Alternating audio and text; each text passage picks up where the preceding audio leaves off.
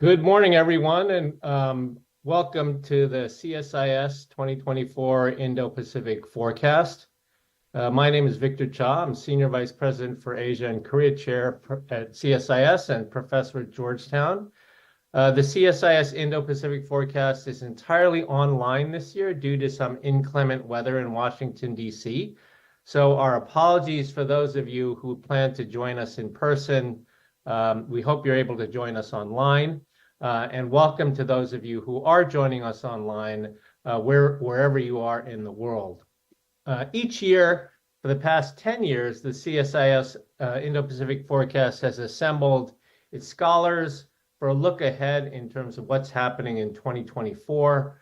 So our experts from working on China, Japan, Korea, Southeast Asia, India, Australia, economics and trade, as well as our functional experts who are working on Asia join us for this very special event. When we are in person, we generally joke this is the only time in the entire calendar year that all of the CSIS experts are in one place at one time rather than off at conferences or on different events around the world. But this year we are entirely online, unfortunately. But there's certainly much to discuss in 2024. I know we said this probably in 2023 as well, but we really mean it. 2024 is a very important year. In terms of the geopolitics, we're looking at the region in the context of two wars now in Europe and in the Middle East. These wars have preoccupied U.S. policymakers despite the focus and the commitment to grow the U.S. presence and alliance networks in Asia. The implications and lessons learned from the wars, particularly in Europe for China, are still not clear. And this is coming in the aftermath of a fragile sort of improvement in relations in the aftermath of the US-China meetings in APEC in San Francisco. And other countries like North Korea have found opportunity in these wars with Russian arms trade as well as with Iran. 2024 is also the year of elections in Asia. Despite all the talk about democratic backsliding around the world, there are more citizens voting for leaders in Asia in 2024 than anywhere else in the world. We just had presidential elections in Taiwan this weekend, which I'm sure we'll talk about. But there were also elections in Bangladesh, in February in Indonesia, in Korea in April, in India in April and May, in Bangladesh, Pakistan, and of course, in the United States later this year. The economic challenges and opportunities for Asia in 2024 are also coming into focus. The region as a whole is forecast to outperform the global economy in terms of growth. There is the possibility that U.S. interest rates will decline in 2024, having peaked in 2023. And what does this mean for Asia? But there are real uncertainties in the Chinese economy from demographics, debt, and the wars, and equally uncertain outcomes regarding the realignment of trade and investment patterns along geopolitical lines.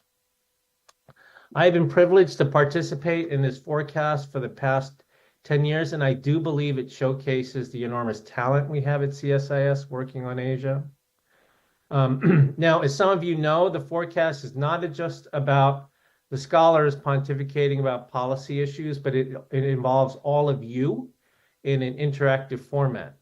We will ask you first a series of questions to which you will respond, and we will instantly tally the results and then ask our scholars to weigh in on your answers. So there is a Menti QR code that you can scan on the screen. Nick St. Cheney will explain this all to you when we start the first panel.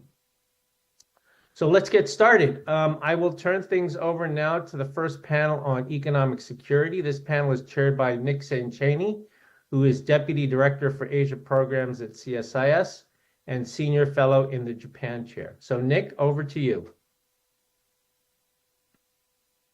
Thanks very much, Victor.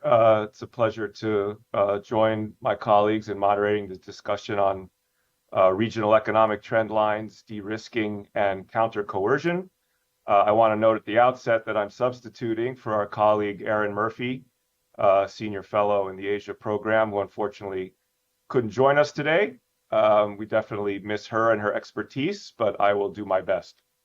As Victor noted, we want you to be involved in this conversation, and you'll see on the screen there's a QR code. If you scan that, it should bring you to our series of multiple choice questions inside the Menti platform. We will ask them one at a time, give you a chance to vote, and in between questions, have a discussion among the panelists. Just want to note that you can only vote once and you can't change your vote. So although this is rapid fire question and answer, please scan the answer options and enter your response as soon as possible. Before we get started, let me introduce our panelists. I'm joined by Emily Benson. She's the director of the Project on Trade and Technology and a senior fellow with the Scholl Chair in International Business at CSIS. We're also joined by Scott Kennedy, the Senior Advisor and Trustee Chair in Chinese Business and Economics. William Reich, the Senior Advisor and Scholl Chair in International Business. Ilaria Mazzocco, Senior Fellow in the Trustee Chair in Chinese Business and Economics.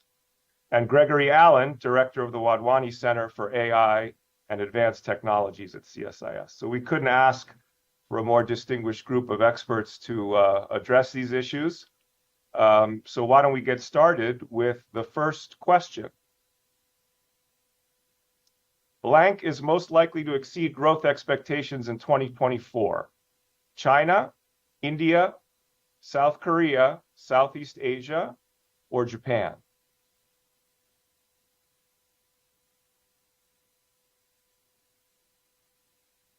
Keep in mind, we're asking which will exceed growth expectations. Give you a little more time to chime in.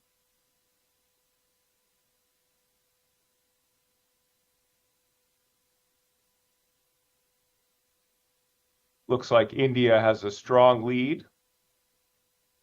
Wait a little bit more. Southeast Asia, a late surge.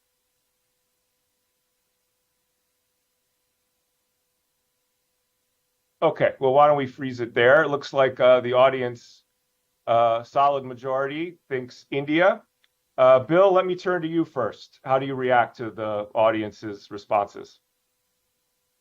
Well, my first reaction is if the question is exceed, the real answer may be nobody, because most of these countries are forecast, not all of them, but most of them are forecast to grow in the 3 to 6% range.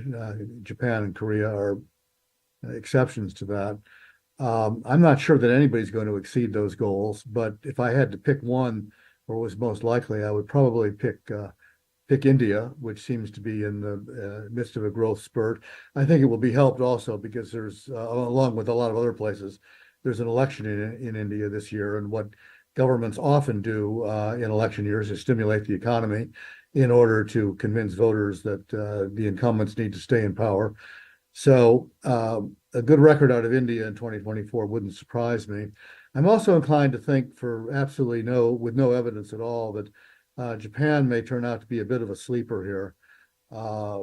It's got a high-tech economy, and as companies begin to think about de-risking or decoupling, and we'll get to those in later questions, that means they're going to be looking for what has come to be called a China plus one strategy. And so the question is, who's the plus one? And I think if you're in the, in various high-tech sectors, Japan is a good plus one. So it wouldn't surprise me. It's been a long time since Japan has exceeded anybody's growth estimates. But it wouldn't surprise me if they have a little bit better of a year than is projected. Great. So India, but Japan as a sleeper. Thank you for that. Emily, how about you? Yeah, and Nick, thank you for inviting me to be here. It's always one of the most fun events at CSIS. So at my own peril, I'm going to go ahead and disagree with Bill. India's forecasted to have over 6% growth.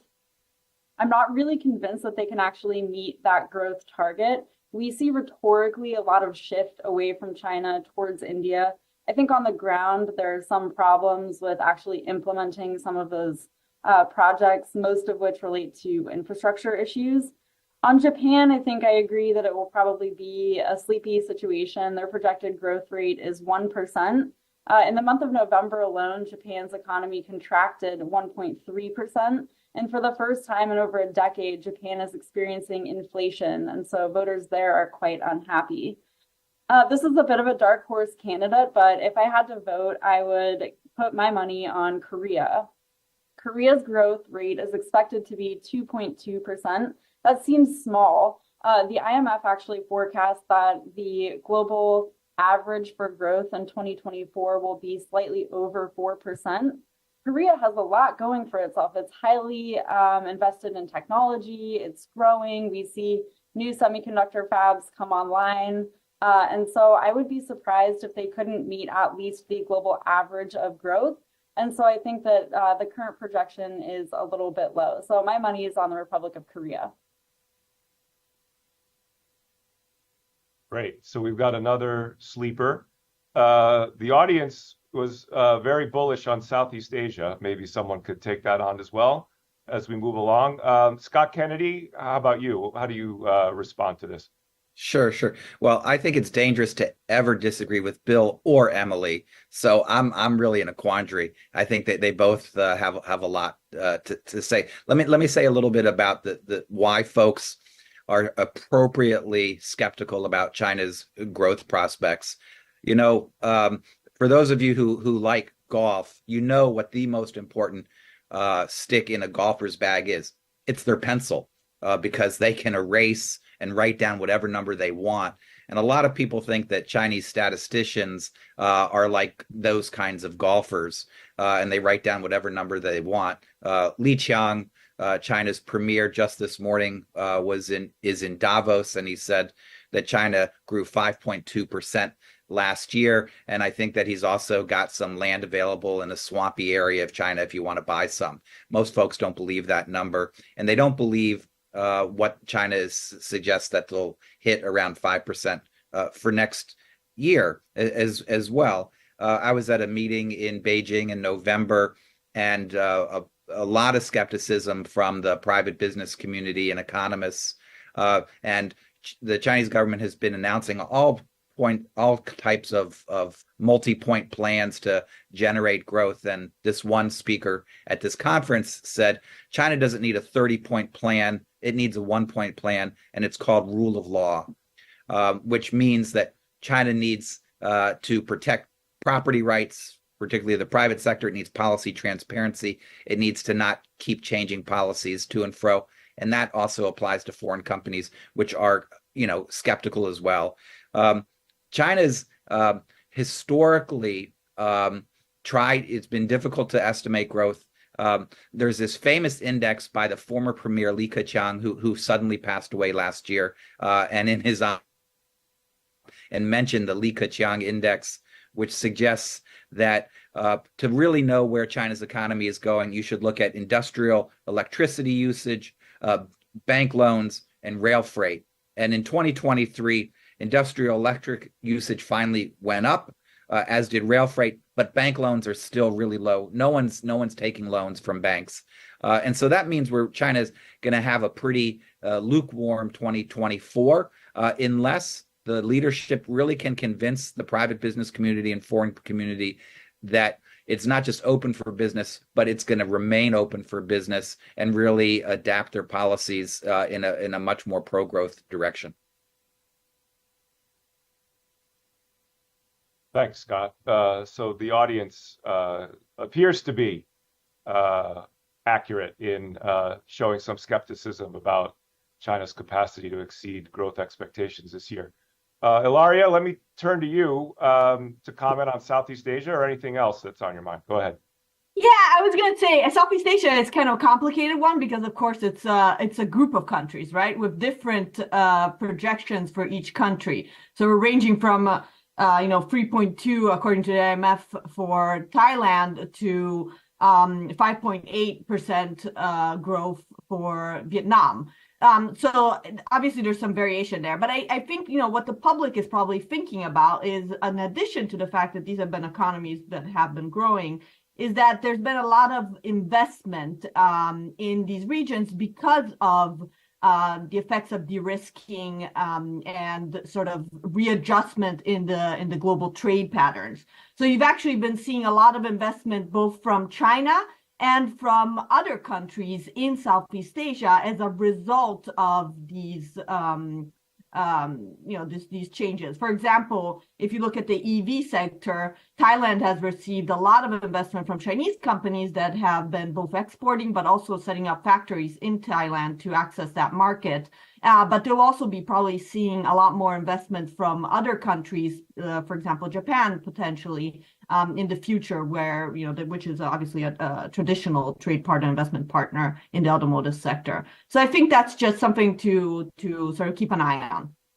Can I add to that, Nick? Please. Ilaria said something important, which is that, in the process of the de-risking process, the focus here has mostly been on, what are Western companies doing in China or out of China, and the answer has been that, some are leaving, but a lot of them are simply creating redundant capabilities somewhere else. So they're trying to eliminate choke points in their supply chains, so they don't get cut off either by Chinese economic coercion or by earthquake, or monsoon. But Ilaria made an important point, which is that Chinese companies are doing this too. And they're looking for opportunities outside of China in order to provide the same resilience that the rest of the people are looking for. That is not a good sign for China's economy. I mean, Scott could comment on that, but I think that it's going to contribute to growth surges really throughout Southeast Asia. I think every Southeast Asian country that we've talked to over the last year or so is, trying to figure out how they can attract the additional investment and the companies that are looking for other places to go to incorporate it in their supply chains. So Vietnam, Cambodia, the Philippines, Indonesia, Malaysia, these are all places that are trying to make themselves attractive, and they're all having varying degrees of success with Chinese companies as well as with Western companies. Thank you, Bill. I really appreciate the comments on de-risking and supply chain resilience overall in the region. We have a couple of questions on that in the context of U.S.-China economic relations coming up, but I really appreciate your snapshot of trend lines in the region overall. Greg Allen, do you want to chime in on growth expectations before we move on? Sure. So I am certainly in the camp that thinks India is the likeliest to grow the most of any of these countries.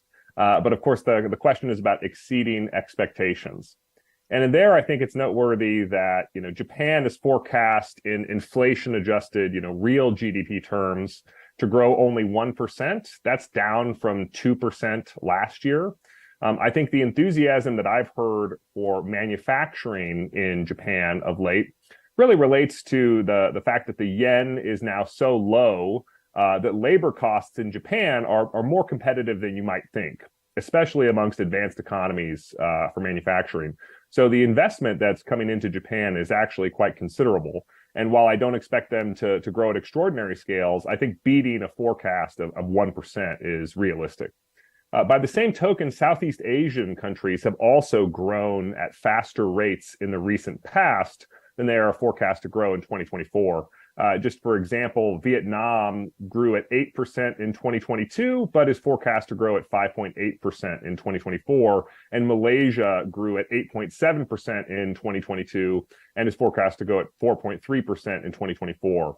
So I think these countries have a demonstrated capacity to grow faster. And for all of the tailwinds that people spoke about, I wouldn't be surprised if they in fact do.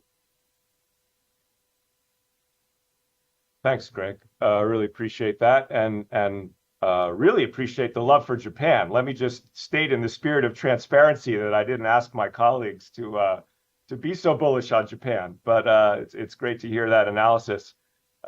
Certainly not always in the mix, and appreciate. Well, it's about time, Nick. I mean, it's been what, 20 years.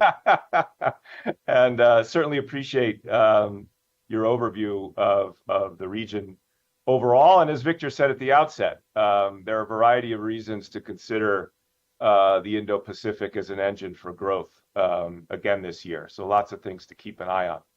Why don't we move on to the second question and reopen the voting? The most significant trend in U.S. economic policy toward China this year will be furthering export controls and outbound investment screening, joint action by U.S. and allies on Chinese economic coercion, additional tariffs on Chinese imports, stabilization of bilateral economic ties via dialogue, or broader attempts at decoupling. This is a bit strict. Some of you might want to choose more than one, but let's try to focus on what you think the most significant trend will be.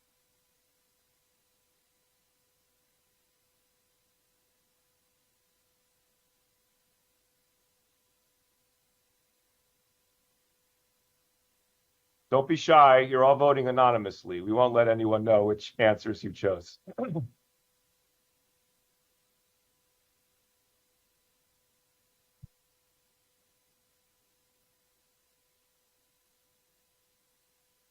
Well, interestingly, there is a surge for broader attempts at decoupling. So let's give this another few seconds to see where we end up. Hey, Nick, it's Victor. Folks, you have to remember that you vote and then you must press submit at the bottom of the screen.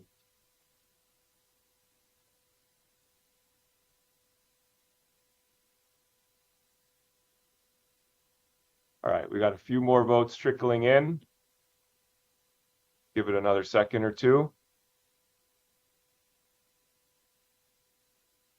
Okay, why don't we freeze the voting there?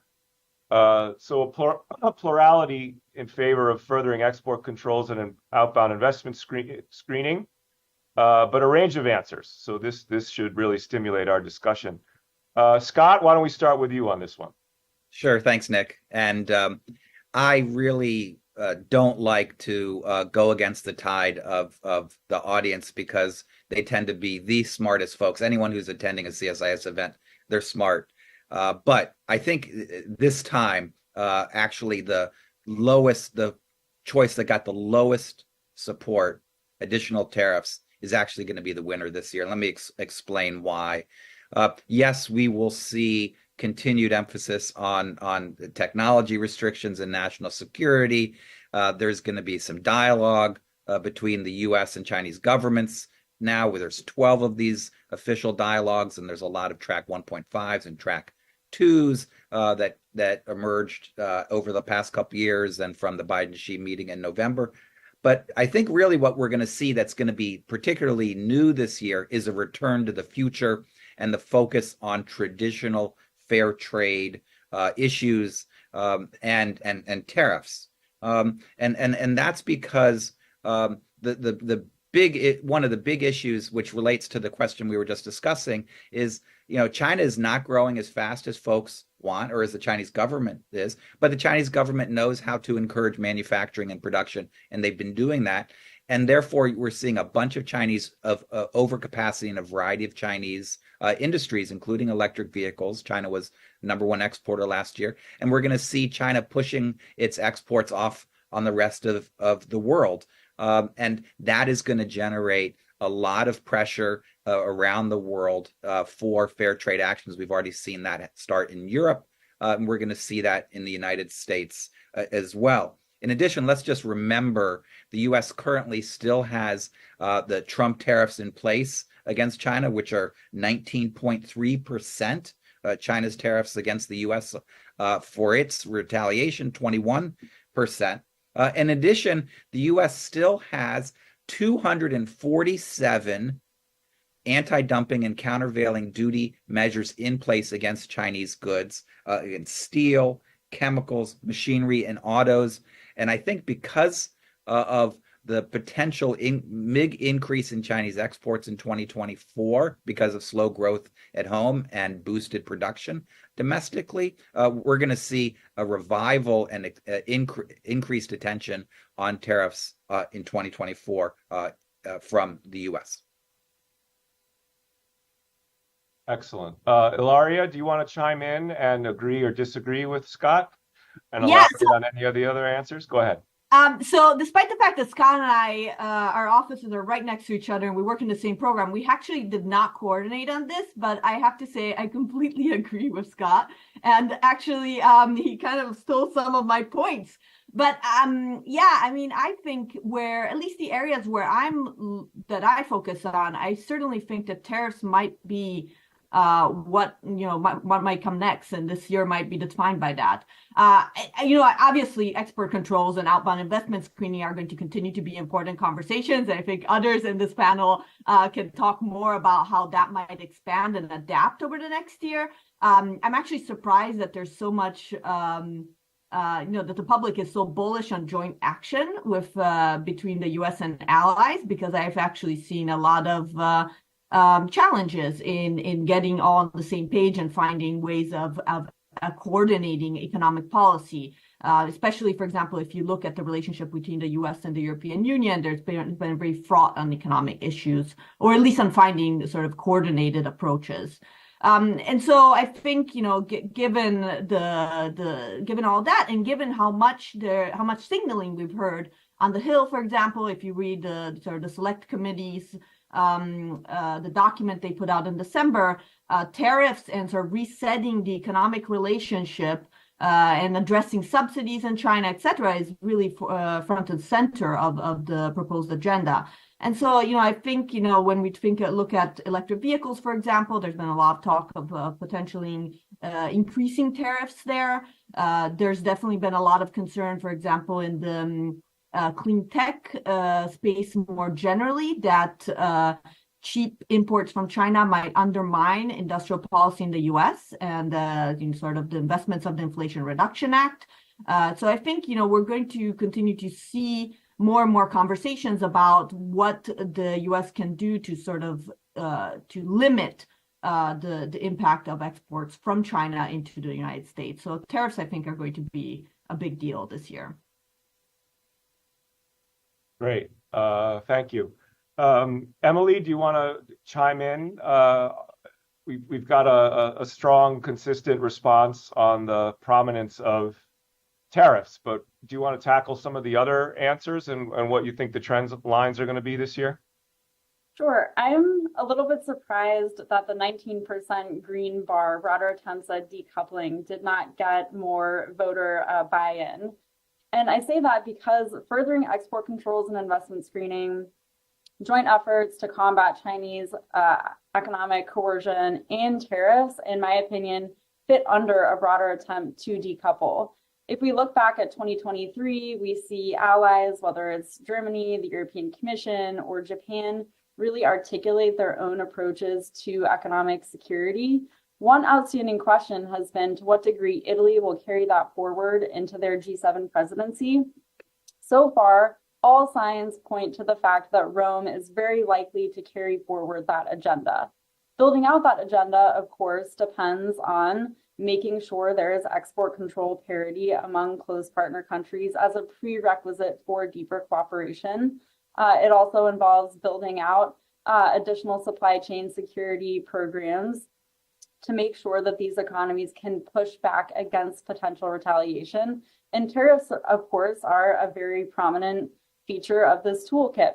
Going back to what Ilaria mentioned, the Select Committee's report on resetting the US-China economic relationship, it really is an attempt to adjust the conversation back towards decoupling. I think that probably is harmful at the end of the day, especially provisions that call for revoking permanent normal trade relations with China. There are other provisions that very squarely point towards decoupling, like the use of a rebuttable presumption that we saw in the Uyghur Forced Labor Prevention Act and applying that to illegal and unregulated fishing. And while the Select Committee cannot produce legislation, they can't put forth bills since they're just an advisory committee in function and form, they have been exceedingly successful at moving the conversation towards a more hawkish dialogue in Washington. And I think that will also play out in the election. And so if I had to guess, I would say broader attempts at decoupling that involve some element of the other questions and policy tools here. Thank you.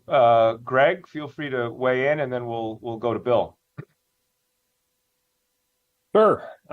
I think I might disagree with Scott and Ilaria a smidge, only because, this says the most significant trend in U.S. economic policy. If it said European economic policy, I'd feel really confident that probably tariffs are on order.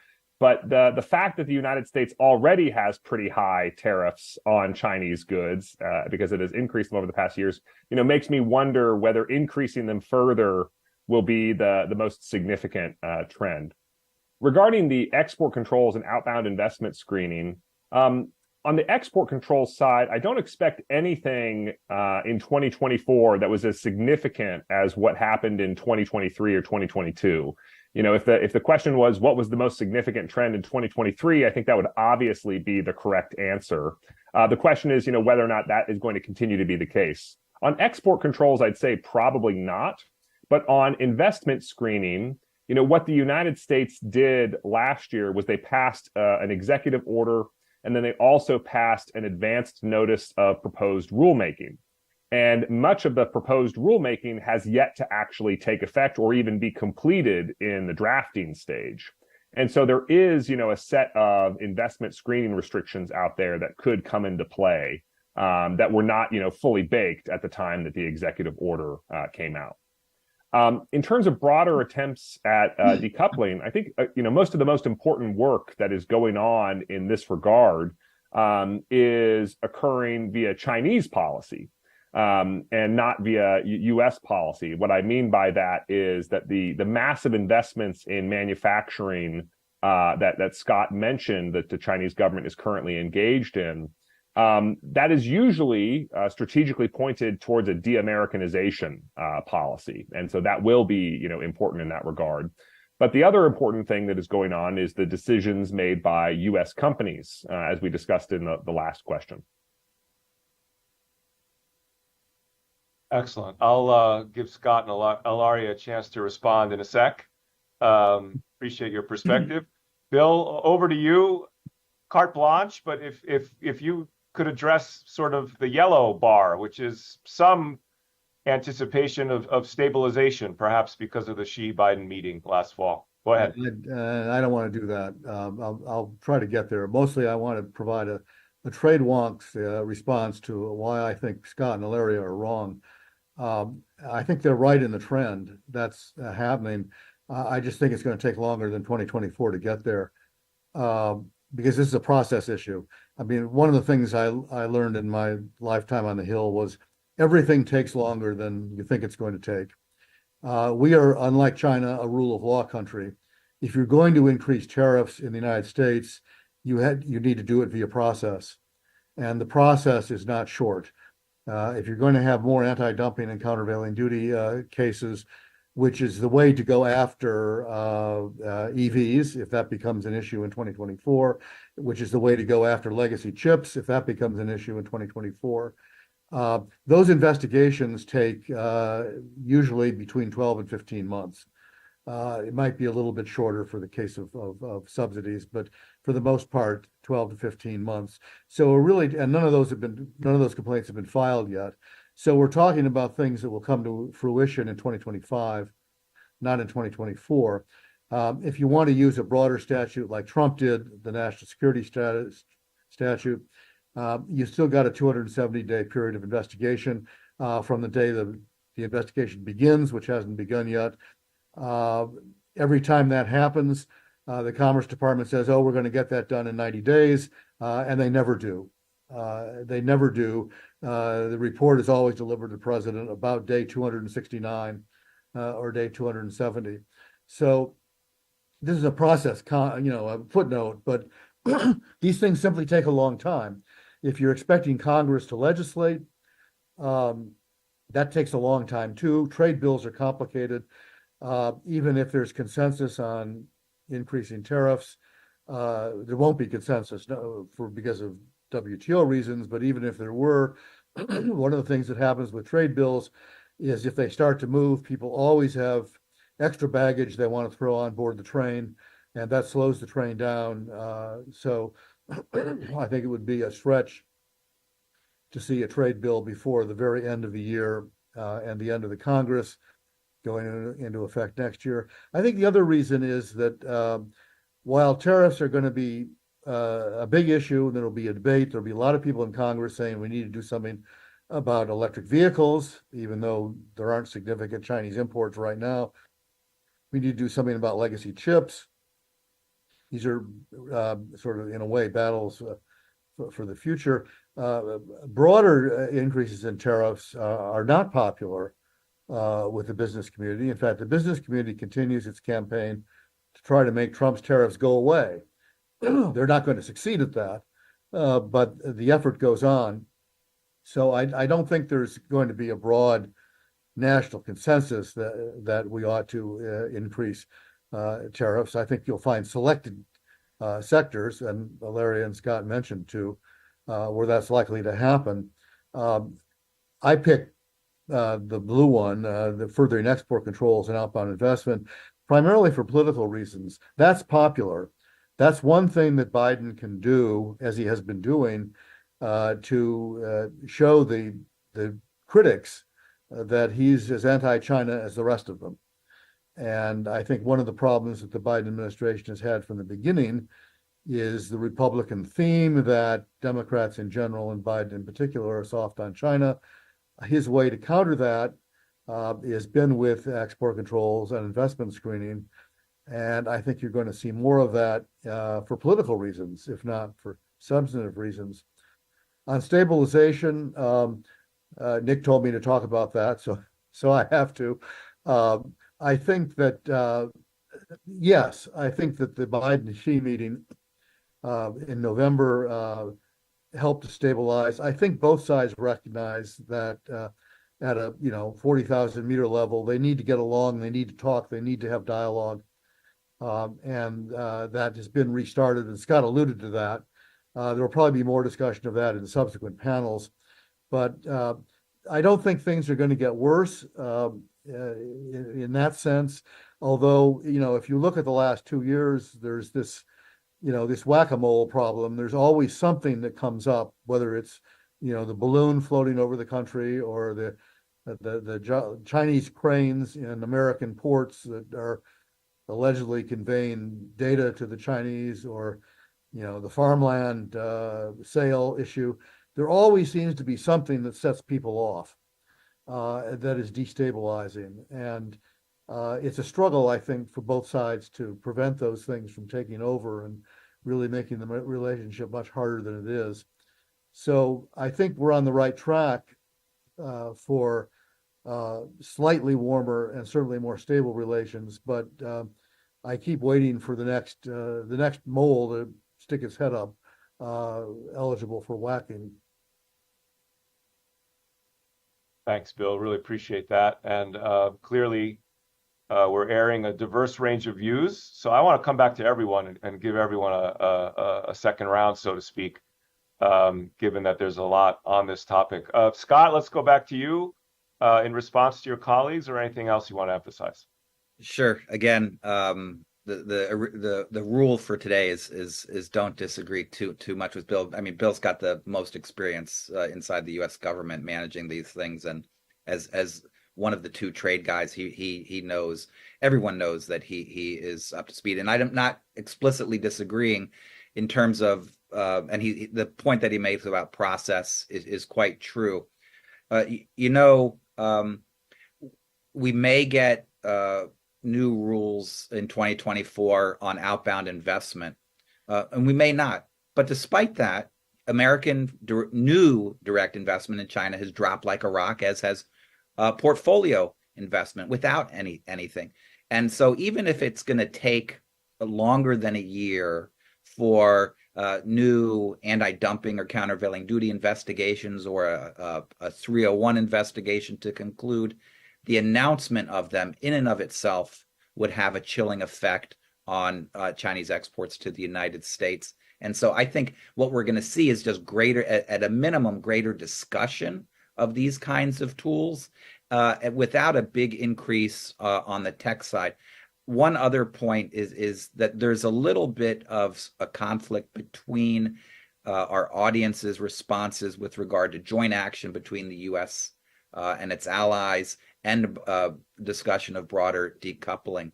Having traveled to other countries in Asia last year, as well as Europe, although equally high levels of concern about China's economic and security challenges that it presents to the rest of the world elsewhere, not much of a stomach or interest in broader decoupling. And so one of the risks that the U.S. runs, if it heads in that direction, is getting out of step with its trading partners around the world and ending up isolating itself. So it would have to work really hard. And so I think that green line, that's really about potentially 2025. And we'll come back to that on the final question when we look at the upcoming presidential campaign. Excellent. Thank you. Ilaria, any additional thoughts?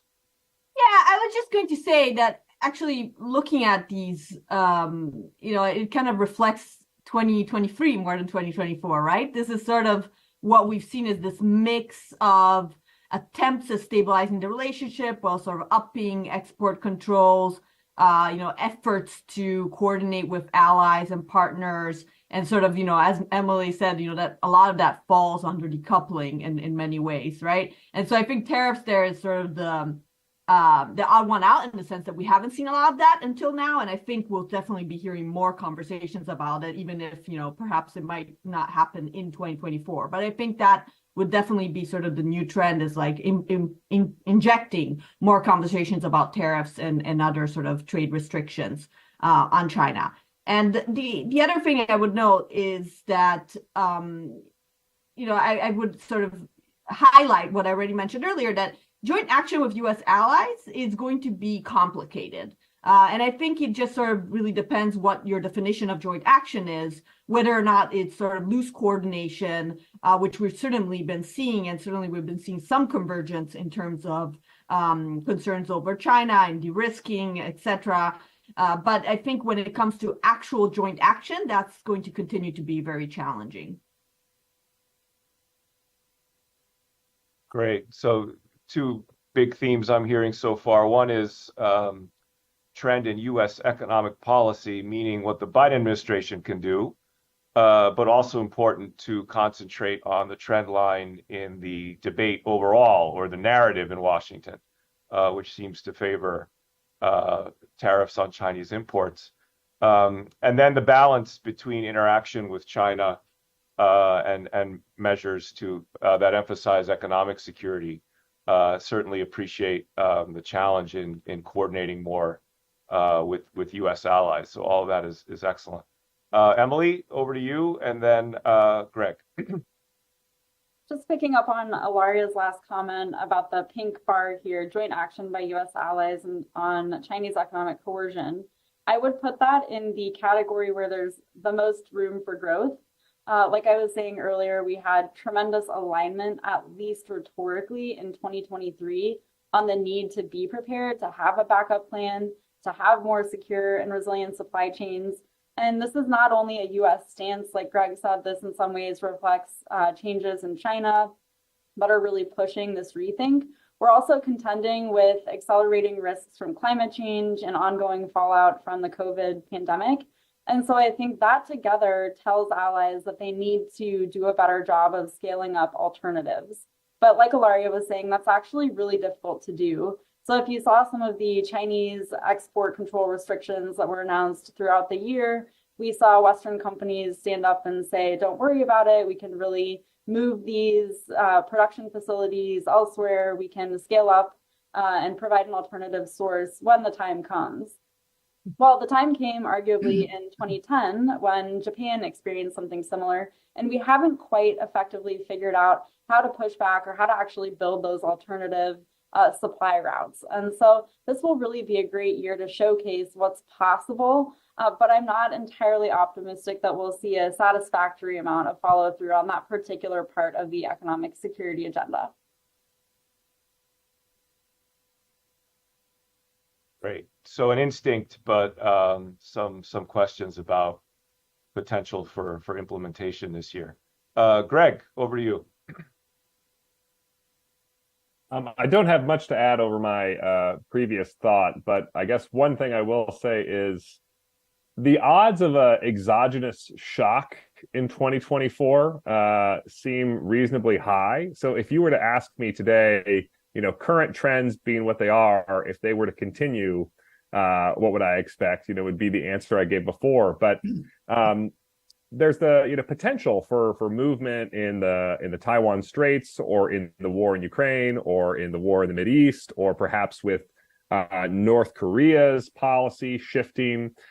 Any one of these situations moving in a big way might lead me to sort of revise my answer and think about more extreme actions in some of these categories. That's great. And we're certainly going to talk about regional security challenges in the next session, but appreciate you connecting those challenges to potential economic implications. Bill, do you want to conclude our discussion on this question? Yeah, I think that Scott and Larry and I have ended up pretty much in the same place. I think they're right about the trend. I was making a wonky point about how long it's going to take to get there. I think Scott is exactly right that whether we get there or not in 2024, there's going to be a chilling effect, certainly on investment. What he didn't mention, I think we'll get to in the fourth question, is also the fear of Trump effect. If people think he's going to win the election, basically they're going to sit on their wallets because they don't know what's going to happen next, and that's going to have a chilling effect on investment. So I think the trends are what they said. I think the actual implementation of policy on the tariff front is simply going to take longer than a year to get there. But I think that the odds of us getting there in selective areas, and I point out chips and cars is the obvious two, and maybe some others, a handful of others. I think it's likely that we'll get there in those areas, but not across the board, unless, of course, Trump wins, because he's already said that he wants to do an across-the-board tariff on everybody. Thank you for that. And that's actually a great segue to our third question, which is about U.S.-China economic competition, but in this year, 2024. So let's move on to that and open up the voting. Which of the following will dominate the debate on U.S.-China economic competition this year? Generative AI, electric vehicles, clean energy, semiconductors, or critical minerals? Just a reminder that you need to click submit to register your vote, and please don't be shy.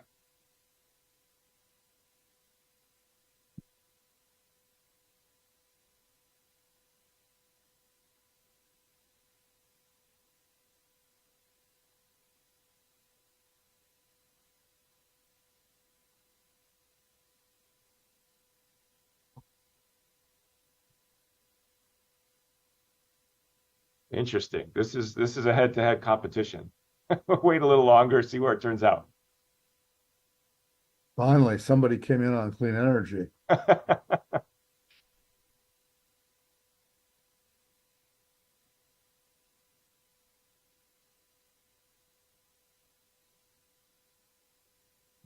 right, maybe a few more seconds, give our audience a chance to weigh in. I think the question is going to be what's last year's news and what's this year's news? What's the difference? All right, why don't we just freeze the voting there? Plurality said semiconductors, but we got a range of issues we can address. Greg, why don't we start with you on this one? Well, I love the question, and in my own view, I think the answer is likely to be semiconductors.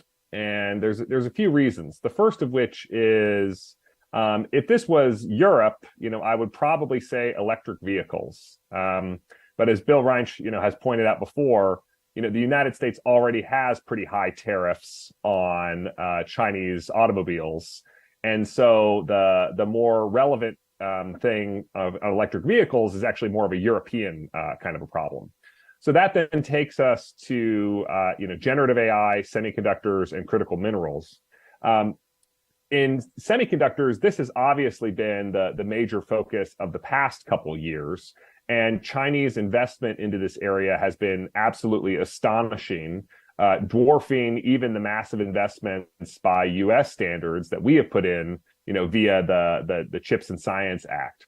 And so I think the questions are a fewfold. Number one, what is the United States going to do in terms of a rebuttal to China's investment in legacy chips?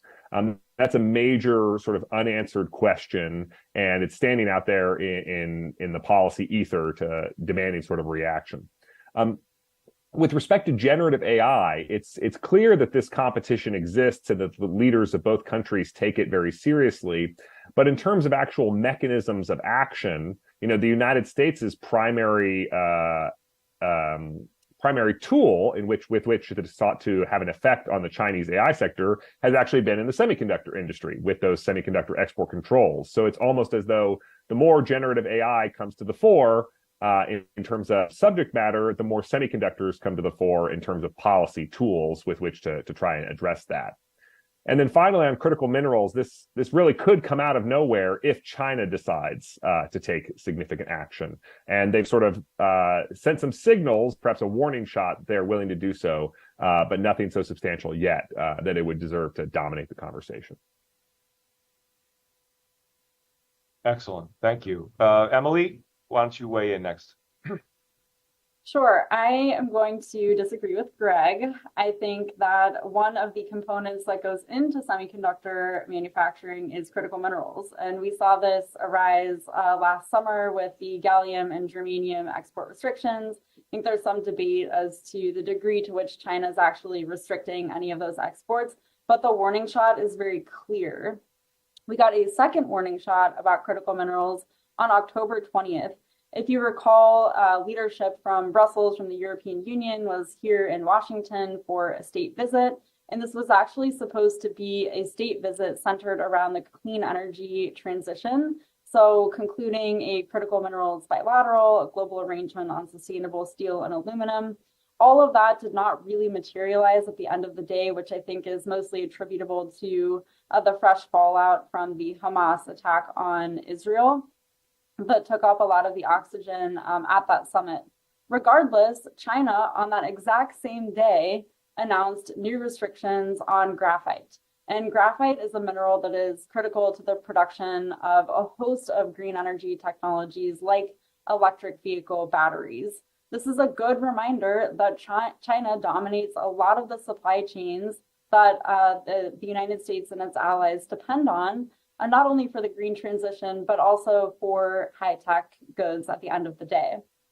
On chips, I think there's an evolving debate about the degree to which the Chinese government itself is actually responsible for the overcapacity of legacy chips. The same is true for electric vehicles. The Chinese economy has been in a bit of a slump, and there is some question about whether or not the lack of domestic demand is attributable for this overcapacity on international markets. So I think really the focus ought to be on critical minerals. If the United States, together with Italy in the G7 or through bilateral frameworks, can move forward this economic security agenda, it doesn't mean it will come without risks. The broader the scope of this new agenda, the higher the likelihood for retaliation from China. And if you look at where we are vulnerable as an economic bloc in the West, critical minerals leave us quite exposed. And so I'm curious to see if throughout the year, if we take certain steps in this attempt to de-risk, whether or not China will continue to flex its muscles over critical minerals. Great, thank you. Ilaria, you want to chime in on EVs and clean energy or anything else? Go ahead. Yeah, actually, I was going to say, I think critical minerals is probably going to be, if not the most important factor in the debate, but certainly a very important one, in part because it undermines or is potential restrictions on critical minerals would undermine the electric vehicle industry in the U.S., the clean energy industry, and several other industries, including with impact also on the semiconductor industry. So I think it's also one area where the U.S. government has identified certain gaps. There is a high reliance on China, especially for refining. And it is an area where already we're seeing a lot of action, both in the United States and, as Emily has said, with partner countries. There's certainly a lot of dialogue about how to proceed. But I think the challenge in actually figuring out how to proceed and what the solutions are make this a particularly tricky area. And so I think that is one of the reasons why it's going to continue to be a very salient issue and going to dominate the debate. It's not a quick shift away from existing refiners. So we're going to have to see continued investment and efforts that are going to take years to create alternative supply chains. Or alternatively, to shift away from existing technologies or chemistries, for example, to ones that utilize minerals that are less heavily concentrated in Chinese supply chains. So I think that's something to keep in mind, and I think that's going to be really important for EVs and clean energy. One thing to note on EVs is that the debate is not necessarily going to be just about EV imports into the United States, which of course are not particularly significant at this time. It's going to be about future imports, but also I think more importantly, it's going to be about the whole value chain. So when we look at the Inflation Reduction Act right now, a lot of the debates and the issues are surrounding exactly what components come from China or are made by Chinese companies, which are not eligible for credits because of the restrictions in the Inflation Reduction Act and the proposed guidance that the Treasury put out on the foreign entity of concern. So I think that's going to be a very important issue because of the automotive sector is so important, and that's going to affect American manufacturers and not just Chinese ones. So I think we want to think about EVs more broadly as a sector and the automotive sector more broadly, and not just about Chinese manufacturers when we're talking about how EVs might feature in the debate. Great. I'd like to give Greg a chance to respond, but before we do that, Scott or Bill, would you like to comment?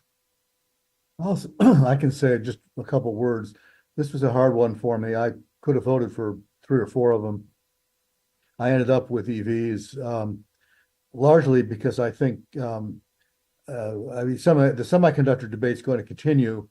I think it's going to refocus away from the high-end debate and the domestic production debate that we had for the last 2 years, and focus more on legacy chips and what do we do about the anticipated wave of Chinese imports and how that's going to affect our industry.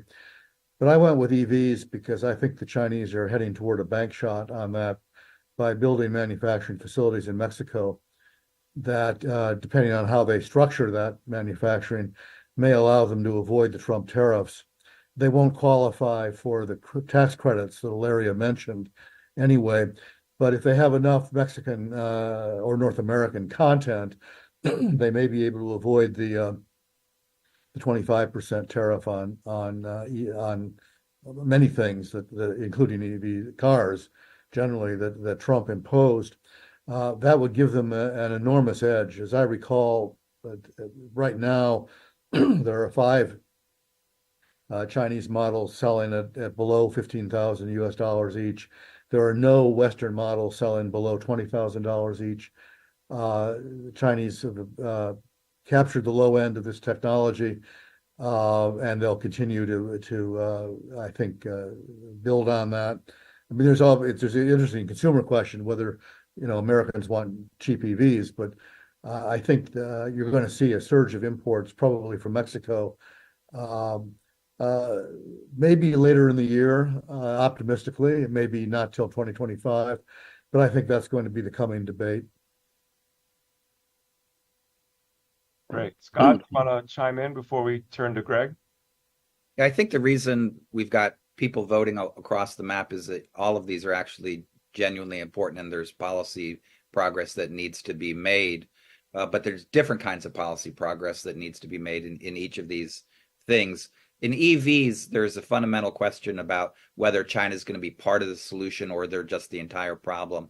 And I think it's going to be hard for the U.S. to make its energy transition, particularly in transportation, without having some amount of Chinese participation, particularly in batteries.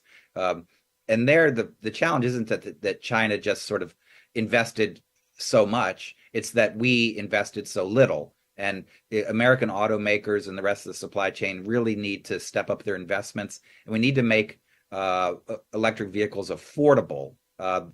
Average $78,000 a car for U.S. EVs. Chinese average 28,000, and as Bill said, some much lower. In critical minerals, the big challenge is primarily processing. We've reduced the proportion of raw rare earths and other critical minerals that come from China, although some are still quite high, but they're almost all over 95% in 2010, the year that Emily mentioned, the first time rare earths were a big problem. We're now around 70% for raw rare earths from China, but processing is still dominated by China. Even when you extract rare earths from other parts of the world, you end up sending them to China for processing, and that's nuts. And there needs to be more processing abroad. In semiconductors, the big problem that the U.S. has, we don't have enough talent to manage the increased manufacturing capacity that we're trying to build. And that's why the new TSMC fab in Arizona is one of the reasons it's taking longer than the TSMC fab that's being stood up in Japan. So we have different needs for different products and technologies. We need to work on all of them. Excellent. Greg, let me turn to you for a quick wrap-up comment, and then we'll move on to our final question. So I began, this panel thinking that there was a good case for semiconductors, a decent case for electric vehicles, critical minerals, and generative AI. But I must say that Bill and Ilaria have persuaded me that electric vehicles are even more, likely to be a big part of this year's debate than I had previously understood to be the case. And so I think, one, I learned a lot during this discussion. But second, it's true. I would be, this is not a case where I expect any of these topics to be a quiet debate in 2024. I think all of them will have substantive moves. The only question that I would then say is, does anybody deserve the phrase dominate? And I think after this panel, my answer is no, none of them will dominate. They will all be a big deal. Great, thank you. Time is short, but we do have one more question we'd like to get the audience input on, so let's get straight to that. How will the U.S. presidential campaign and outcome affect China policy? No effect. Push both parties to adopt a harder line on China, encourage decoupling, have a chilling effect on investment in both countries.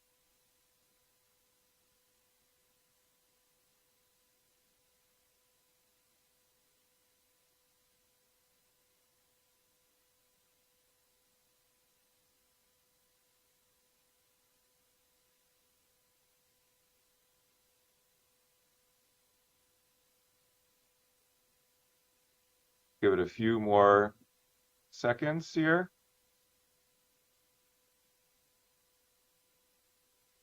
Looks like we have a winner. I think we do. So why don't we freeze the voting? And Bill, do you want to start us off? Sure. And I'll try to be short because we're running low on time.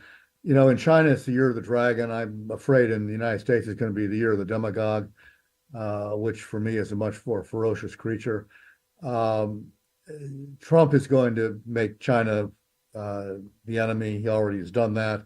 It's a Republican theme in Congress.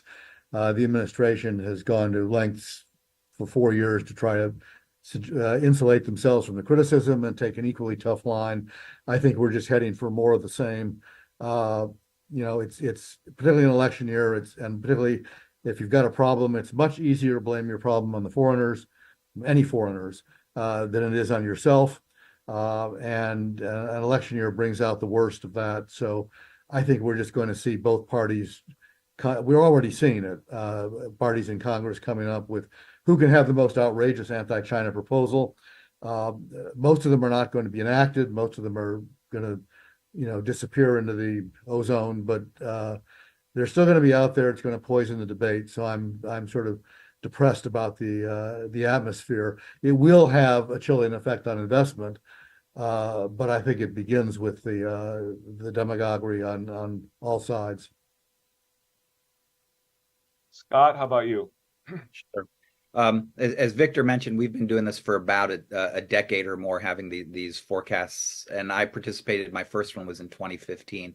And back then, folks may remember in the ancient history that we were talking about the U.S. Creating and joining the Trans-Pacific Partnership, partly as a way to manage our relationship with China, to force them to go through a new process of entry like they did in the WTO and reform. And we're now, and so that was a strategy of integrating China. We've abandoned that approach of sort of unmitigated, unconditional openness towards China, and we flipped very quickly in the direction moving toward imposing a lot of restrictions across the relationship because of the risks that come from it. I think what we're going to see in 2024 and the rest of this year is a debate between those who believe that the strategy that the Biden administration has adopted of de-risking, putting significant constraints on the relationship, yet still looking for ways to manage the relationship because it provides some significant benefits to the U.S. economy, as well as to the rest of the world, will be arrayed against a much more radical approach of outright decoupling. We've heard that from Trump's former U.S. Trade Representative Lighthizer. It basically is embodied in the U.S.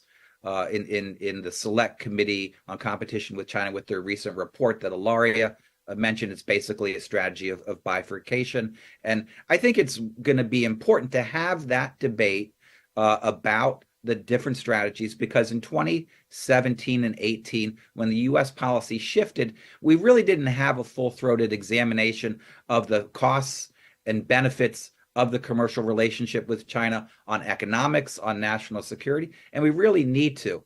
I think we should remember the U.S. economy is still doing relatively well. We have an unemployment rate of around 3.7%. Even in a whole variety of high-tech industries, we're still doing well. And a lot of that, and we still have a significant relationship with China. I think the question is, can we have a conversation about what it would be like to continue to try to manage this relationship? And what would happen if the U.S. decided unilaterally to move in a much more decoupling direction, given that our allies in Asia and Europe are very unlikely to do so?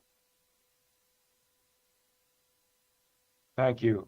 Greg, Emily, or Ilaria, would you like to weigh in before we wrap up? I'm happy to weigh in. I have a somewhat personal anecdote from the state of Missouri, where I'm from. And I have a friend who works on campaigns there. So it means visiting every farm, every diner, every mom and pop shop that you can visit. They've been there recently. And they said there's one thing that voters from both parties want to talk about, one thing only, and it's actually China. And this is very surprising because Missouri has relatively low exposure to international affairs and international trade overall. However, the intervening factor was the spy balloon last year. Voters in Missouri could physically see a foreign object over their farmland.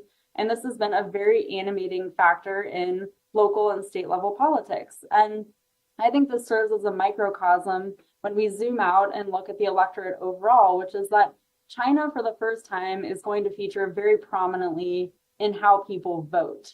And I don't think that was the case in previous elections. That in turn will force both candidates, regardless of who they are, to take an increasingly hardline stance on China. I think that will push the conversation further in one direction. And so it will be interesting to see to what degree and where, especially with trade and economic policy, the administration for the rest of its current term can moderate some of that discussion. So I'm keen to see how that plays out. But again, I think there's been a fairly profound change in the political psychology of Americans. Great. Greg, and then Ilaria, and then we'll wrap up our first panel. I'll pass it over to Ilaria. I don't have too much to add after all the conversations we've heard so far, but I would say I think I generally agree that this is going to be, a year where we'll probably see parties adopting harder lines, and that's going to encourage decoupling and have a chilling effect on investment in both directions. So I think, the main, I think, I agree with the public and with other people have said so far. And I think we're going to hear a lot about China in the coming year. So it's going to be an interesting year for sure. Excellent. Well, thank you all very much. We appreciate you joining the event and sharing your expertise, and look forward to reading your analysis as we move along in 2024. That concludes our first panel on economic issues. We're going to take a quick break, get everyone set up in Zoom world, and then we'll get right to our second panel on regional security challenges. Thank you very much. Thanks, everybody.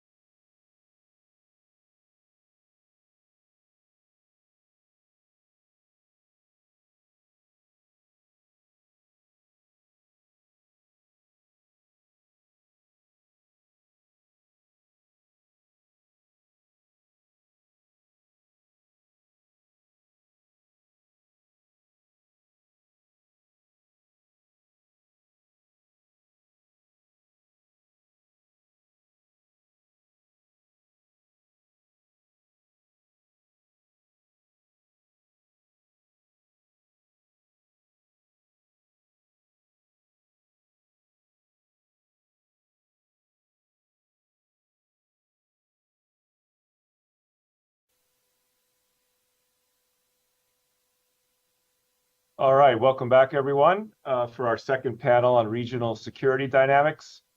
I'm Nick Cheney, Senior Fellow, the Japan Chair and Deputy Director for Asia at CSIS, and it's a pleasure to moderate this discussion with a group of distinguished experts who will enlighten us all on the daunting challenges facing the region. I'll introduce our panelists, and then we'll get right to the first question. First with Victor Cha, Senior Vice President for Asia and Korea Chair at CSIS. Charles Adel, Senior Advisor and Australia Chair. Bonnie Lin, Director of the China Power Project and Senior Fellow for Asian Security. Sid Seiler, Senior Advisor with the Korea Chair and former National Intelligence Officer for North Korea, the National Intelligence Council. And we're also joined by Lily McElwee, Deputy Director and Fellow with the Freeman Chair in China Studies. Thank you all. Look forward to a great discussion. And to move things along, let's get to our first question for the audience. A change of U.S. administration in 2024 will lead which country to have the greatest impact on regional security dynamics this coming year? Russia, China, North Korea, or India? Just as a reminder, hit submit when you vote. Those of you joining, you can scan the QR code and vote in the Menti platform.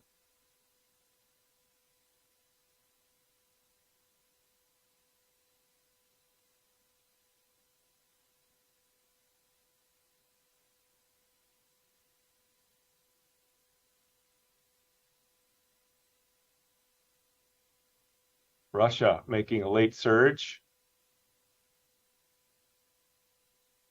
Wait a little bit longer, give people a chance to weigh in.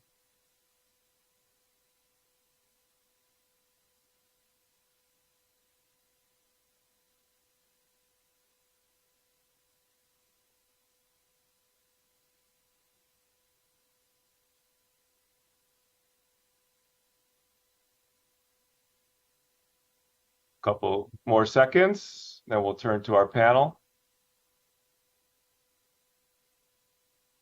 All right, I think we can freeze the voting here. We have a majority saying China, but we have responses for all the players listed, so that should lead to a robust discussion. Let me start with Victor, your reaction. Well, thanks, Nick. So interesting. Unsurprisingly, my vote was for North Korea. It wasn't for China. And the reason I say that is that undoubtedly a change of administration would have a major impact on China policy. But in terms of the security dynamics of the region, I'm not really sure how much of an impact it would have, in the sense that I certainly would expect a change of administration, if it were Donald Trump, to continue the economic policies. I think there would be a through line in terms of economic policies on some of the issues we talked about in the last panel.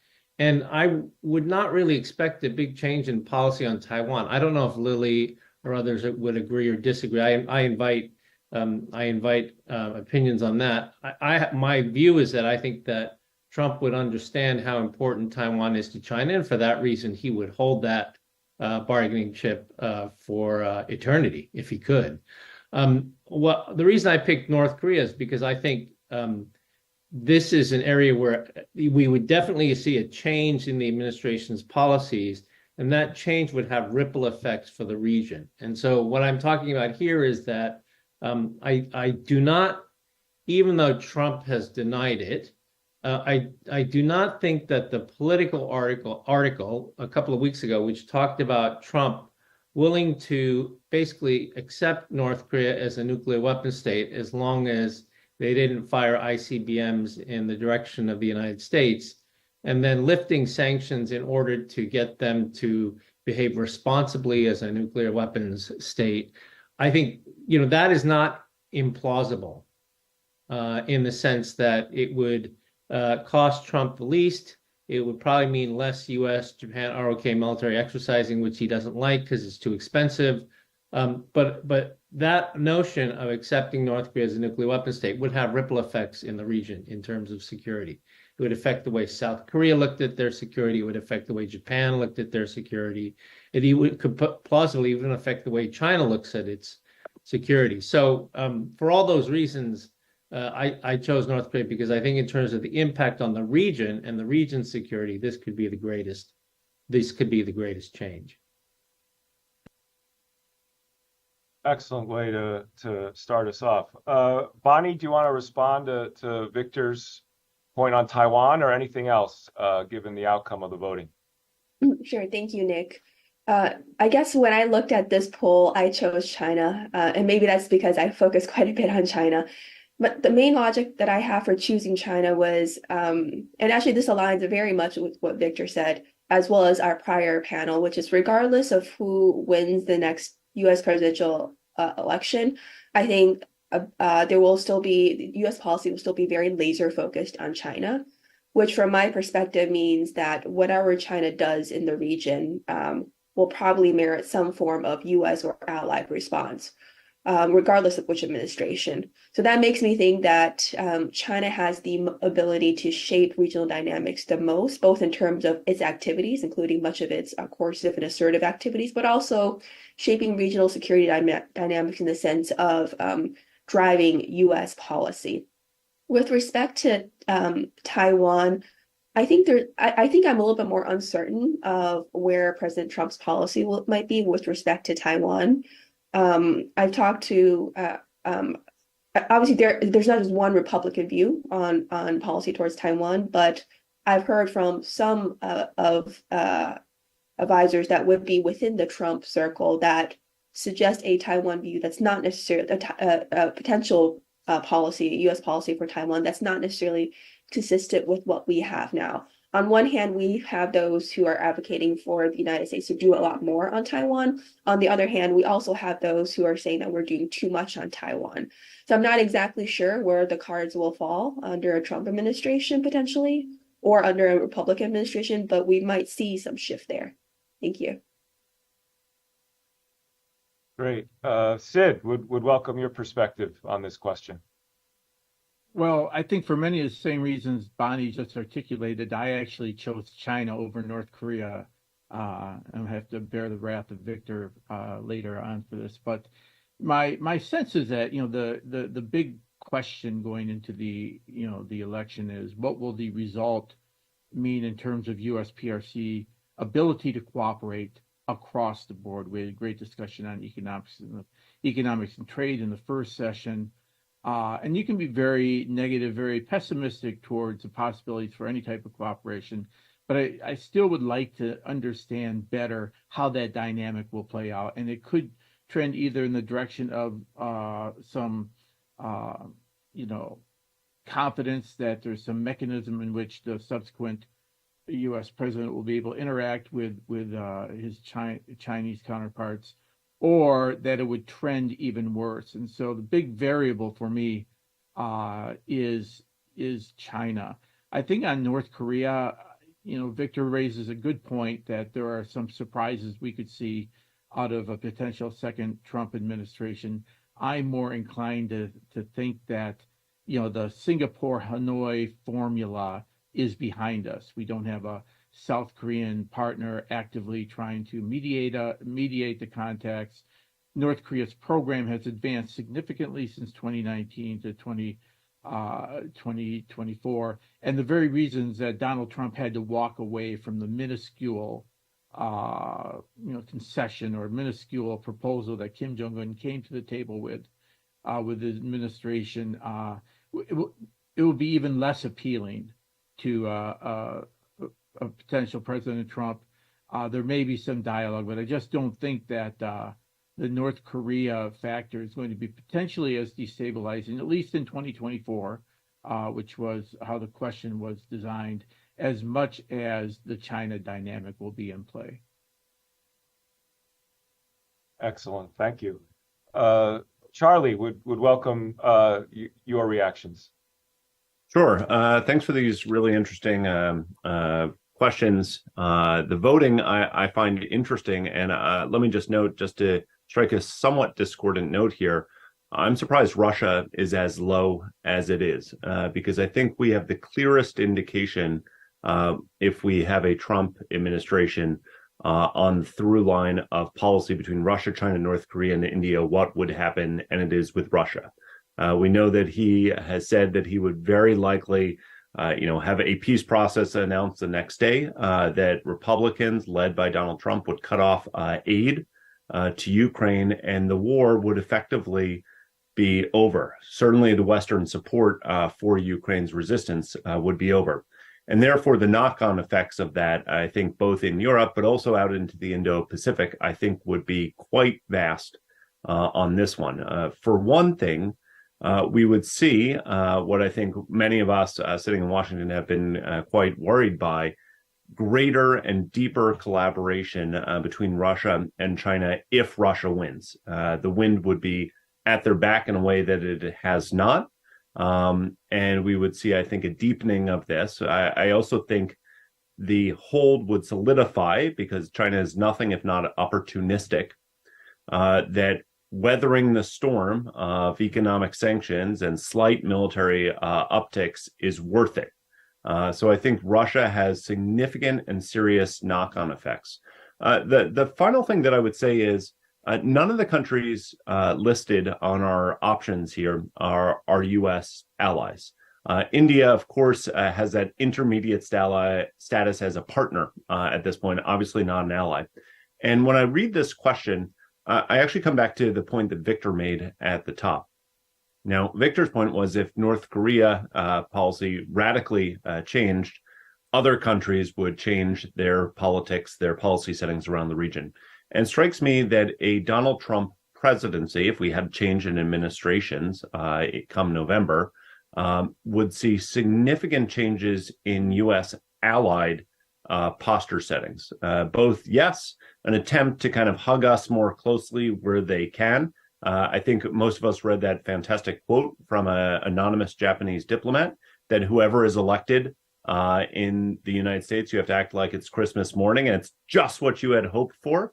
But on the other hand, too, policies that are increasingly independent of the U.S. would be a knock-on effect from that. So we don't have a U.S. ally on there, but I think it should not surprise us if you have a change in administrations for allies to begin pursuing more independent policies, be that on nuclearization, be that on their own defense configurations, or a number of other different things. Excellent. Thanks, Charlie. Appreciate you weighing in on Russia and also flagging the importance of allies. Audience members, please stick with us. We're going to have a great panel following this one on how to build resilience in the region among U.S. allies and partners. Appreciate that very much. Lily, over to you. Please feel free to weigh in. Great. Thank you, Nick. And thanks for having me here this morning. Very glad to be here with colleagues. I'm coming last here, so I echo a lot of the points that have been made, particularly by Bonnie and Sid. I totally agree that, I chose China here in part because I focus on China. But I also think because U.S.-China relations are a big question mark this year in terms of whether we get an administration change or not, and how that pans out in terms of U.S.-China policy, but also U.S. foreign policy and international engagement more generally. I think that Bonnie already covered some of the policy ambiguity that shrouds a potential Trump administration on the issue of Taiwan.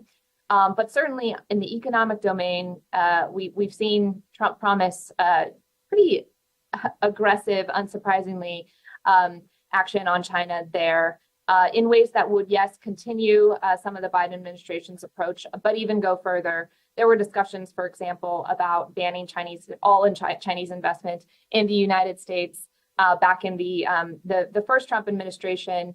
And there's some indications that, for example, that could be on the table in the second one. So that's just an example to show that I think that the answers to this question are very much in what happens in 2024. And I would also just say that a lot of the policy ambiguity that the expert community in the United States feels around what a Trump administration would look like on China is echoed in the Chinese policy and expert community there. Just looking at Chinese scholarship, there's, I think, a very uncertain there's a debate certainly about whether a Trump or Biden administration would be better for China and would be better for US-China relations going forward. And I think it really centers in part on predictability, in the sense that there is an asset to be gained in predictability in US foreign policy. It's easier for Chinese policymakers to know how to engage the United States. On the other hand, policy unpredictability does potentially have ramifications for the US alliance network and partnerships as well. So that's all to say that I chose China. I think it'll be really interesting to watch how US-China relations pans out in 2024 and the impacts on regional security dynamics. Great. Victor, you were the leadoff hitter. Do you want to respond to what you've heard before we move on? Sure. So I think, these are all good points. I would, again, on China, I just say that I would predict certainly continuity in terms of economic policy, right? Or as Lily said, maybe even ramping up. But that will be sort of a through line that we'd see across administrations, I think, going into a new administration in 2024. And then so that leaves the question of the geostrategic side. And here, again, I invite Bonnie and Lily and others to disagree. Here, I just think that a second Trump administration would certainly not be, I don't think they would encourage some sort of Chinese action on Taiwan. At the same time, I don't think a second Trump administration is really interested in geostrategic competition with Taiwan or ramping up geostrategic competition with Taiwan because of all the costs that are associated with it. I think Trump's foreign policy is largely dictated by money. That's like his primary compass for foreign policy is not protection of values and democracy and all these things, or allies for that matter. It's really about money. And so in that sense, I don't imagine that there would be either encouragement of China to all of a sudden take the South China Sea or take the Taiwan Straits, but at the same time, not a willingness to wholly compete with China. So for me, I think that part of it kind of just sort of sits level relative to what could be changes in policies towards North Korea, which could then have major ripple effects for the way South Korea and Japan look at their security. Now, we'll have other questions, and Sid and I can go forward and agree or disagree on what's going to happen with North Korea. But anyway, that's kind of the way I see it. But all very, very good responses. Great, and I would invite my colleagues to weigh in on Victor's points as we move along. But in the interest of time, let's move from the potential impact of the U.S. election to the impact of a much more recent election. Let's go to question number 2. Given Taiwan's election result, what is the probability of China using significant military force against Taiwan in 2024? Over 80, 60, 40, or under 20%?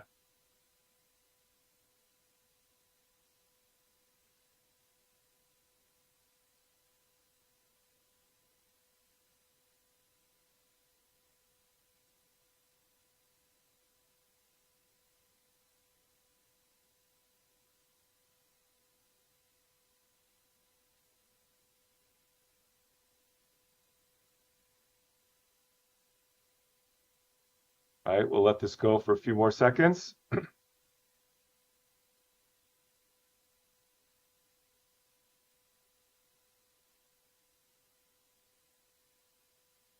All right, I think we can stop it there. 71% under 20%, an interesting outcome. Bonnie, why don't you start us off on this one? Oh, thank you, Nick. I personally chose under 20%, mainly because I don't think so far what we're seeing right now, we're seeing China use the PLA as the main instrument against Lai. Of course, we can't rule out the possibility that the PLA may play a bigger role moving forward, or if something happens, the PLA could be called to engage in significant military activity. But so far, in terms of the Chinese response to current VP William Lai's victory in the Taiwan election has been mainly on the political side. So the most significant action we've seen to date since this weekend has been Nauru cutting off diplomatic ties with Taiwan, which is a diplomatic activity, not a military activity. We have not seen a notably higher PLA activity against the island. And I would say, particularly as we're looking at 2024, I think there are at least 3 different reasons why China may not necessarily be interested in taking significant military action, which I define as either engaging in a blockade or invasion, a very highly kinetic activity. I would say that for one reason is that as we talk to Chinese scholars and other interlocutors, they note what we just covered earlier, which is the U.S. presidential elections later this year.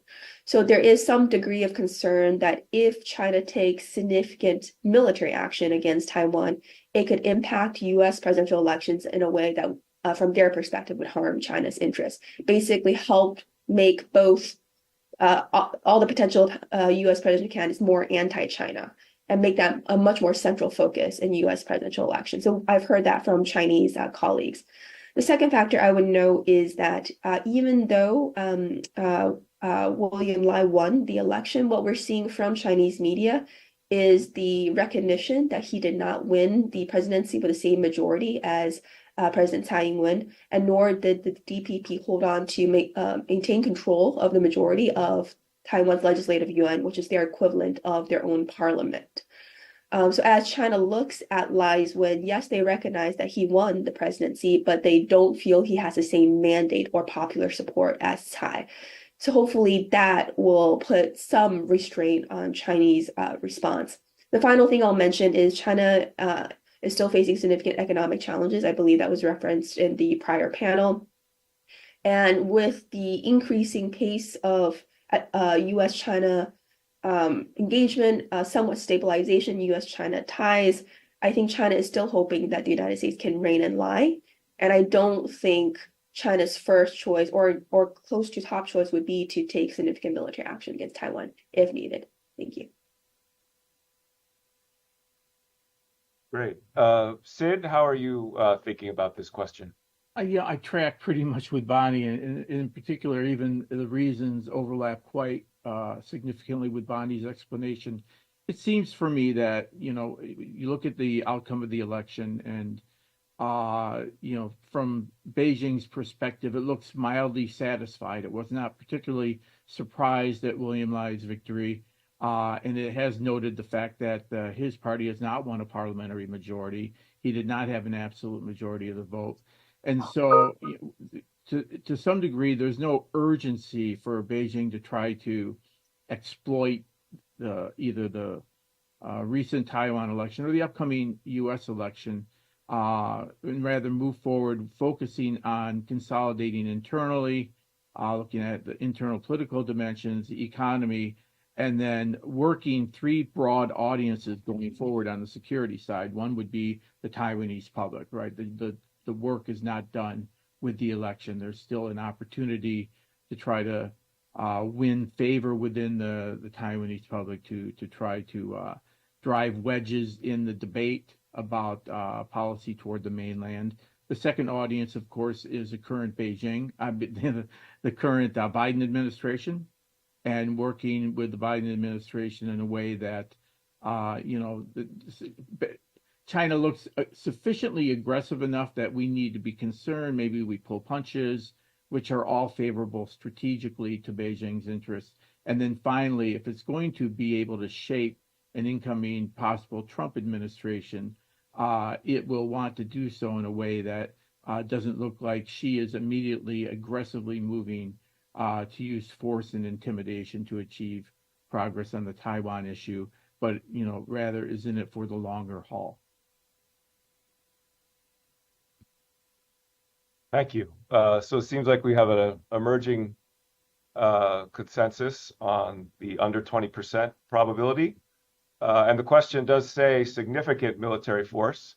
Perhaps the question is the degree to which China employs other forms of coercion vis-a-vis Taiwan, but we can get into that. Charlie, would welcome your input on this. Sure. Thanks, Nick. So good. I'm glad you've shifted the question a little bit there too in terms of response, because as Bonnie noted at the outset, of course, military force and even significant military force are only one way, and probably the most destabilizing way that China could attempt to turn the screws on the new Lai government. But there are a range of other activities that are currently ongoing that are likely to continue, if not intensify, in 2024. Now, Bonnie noted the diplomatic move with Nauru flipping their recognition from the PRC, so rather from Taiwan to the PRC, further shrinking Taiwan's international support. That doesn't happen, of course, overnight. We know that was probably in the works for a while. There's reporting out there that this came with a price tag, or at least the promise of a price tag from Beijing of $100 million for only 13,000 inhabitants. But we've seen lots of promises from Beijing about what they do or do not give. See the Philippines on this. So I would say that, look, we will say that in the 48 hours since the election, there haven't been significant military moves and one big diplomatic move. That's 48 hours in, and we've seen China has been willing to kick under the table and kick pretty hard if we're looking in the diplomatic space. That also goes on the cyberspace, and it's likely to continue on the economic and the political interference space too. That said, I just want to put my cards on the table. I think the chances, all things being equal, are probably pretty low. And I think we got a pretty clear indication of that, given the fact that Xi Jinping seemingly has pretty low confidence in his own military at this point to take on the U.S., hence the purge we saw of many of his military commanders quite recently.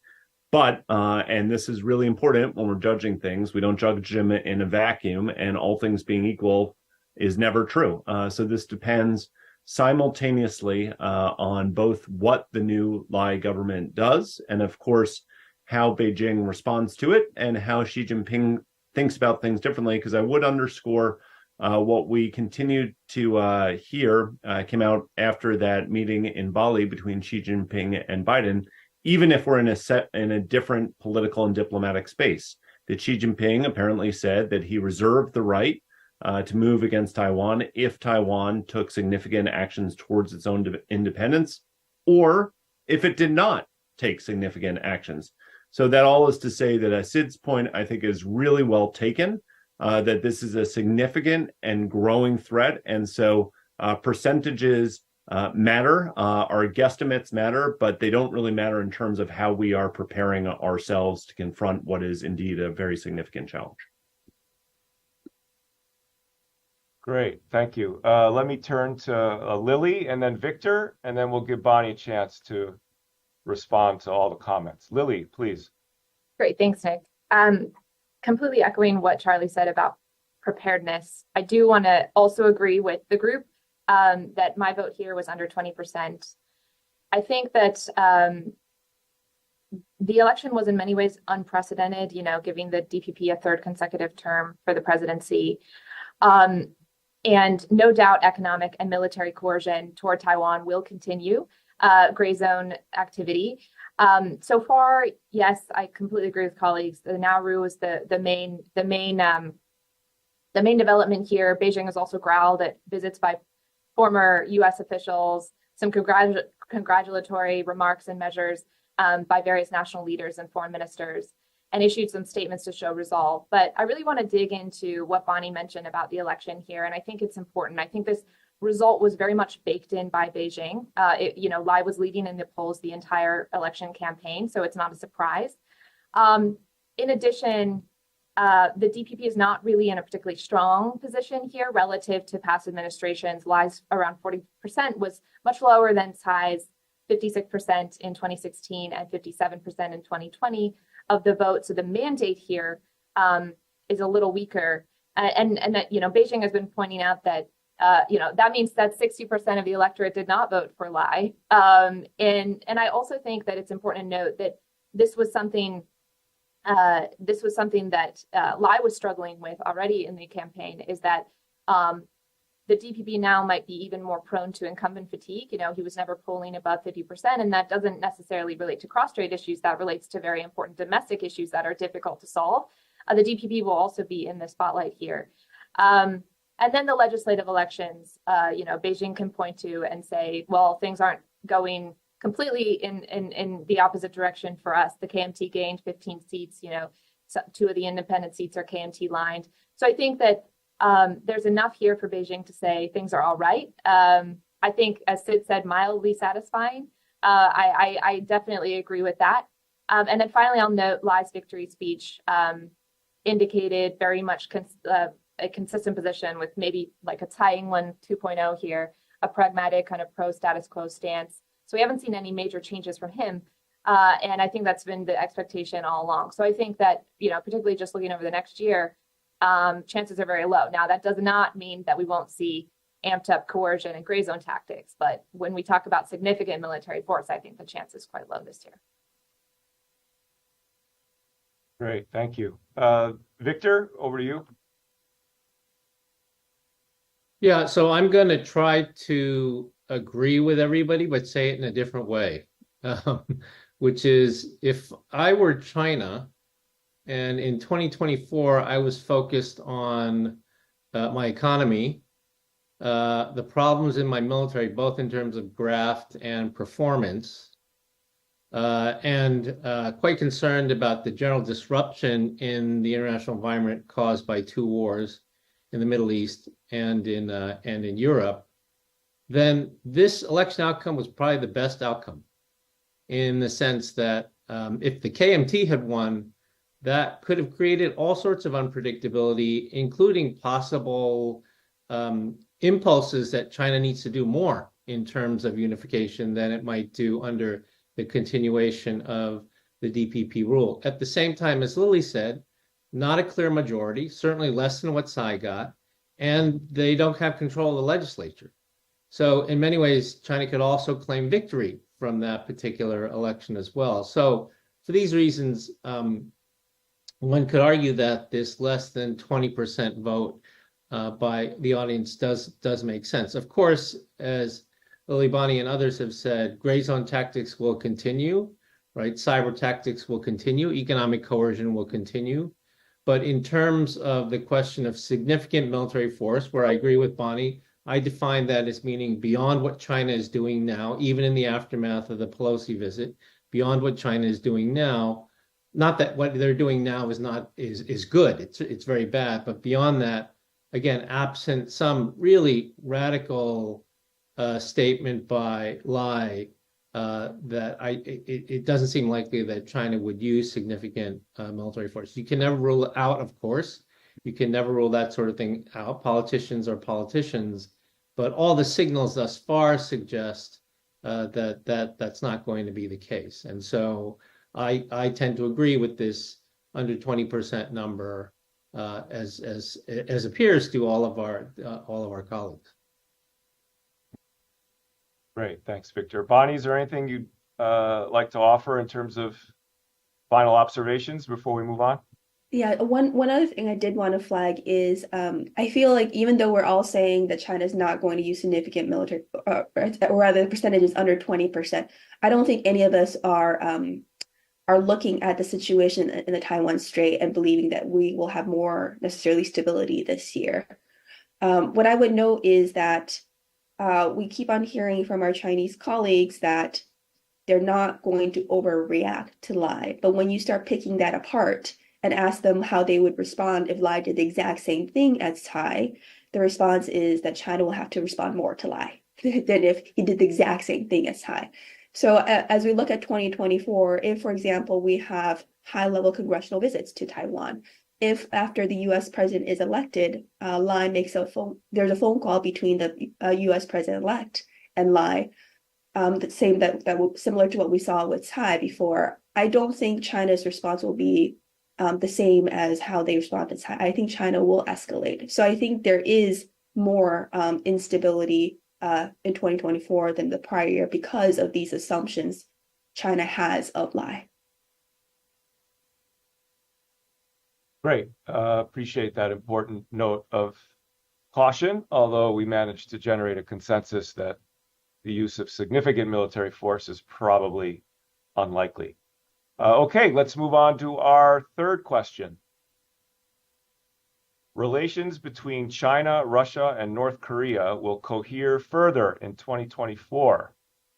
Simple, agree or disagree. I hope our audience will be willing to chime in on this one.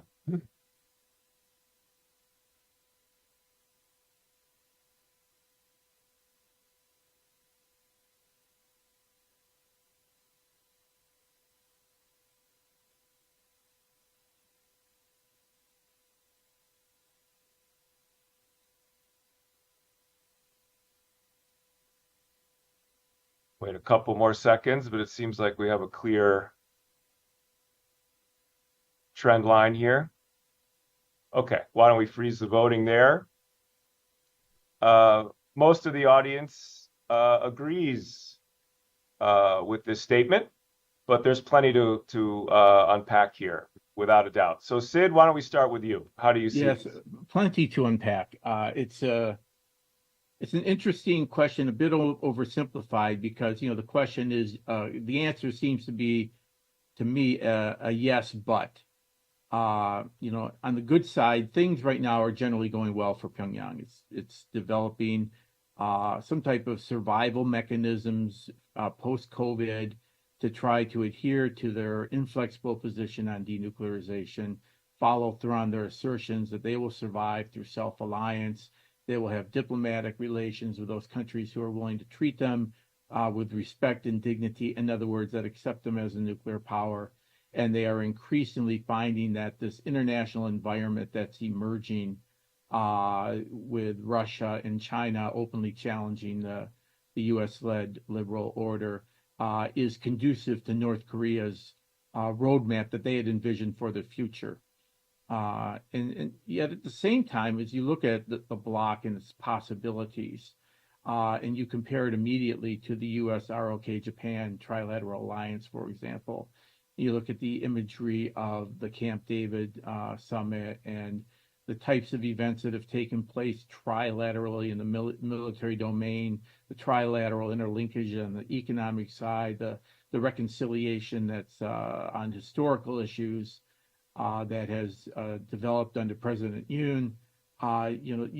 This is a apples and oranges comparison to compare the China, Russia, North Korea bloc with that of the U.S. ROK Japan relationship. So that's why I hesitate to say that this will be a further cohering that will pose an immediate, urgent, strategic threat to us. I'm actually, in the bigger perspective, which will actually drive this trilateral possibility, is the Russia-China relationship and the troubling impact of it, both in its war in Ukraine, and of course the open challenge to the international system, which will bring down some of our abilities to use economic sanctions and other punishment for bad behavior as Beijing and Moscow turn an eye to that bad behavior. Going forward, China will want to maintain leverage. There will be a limitation to what it will do with North Korea.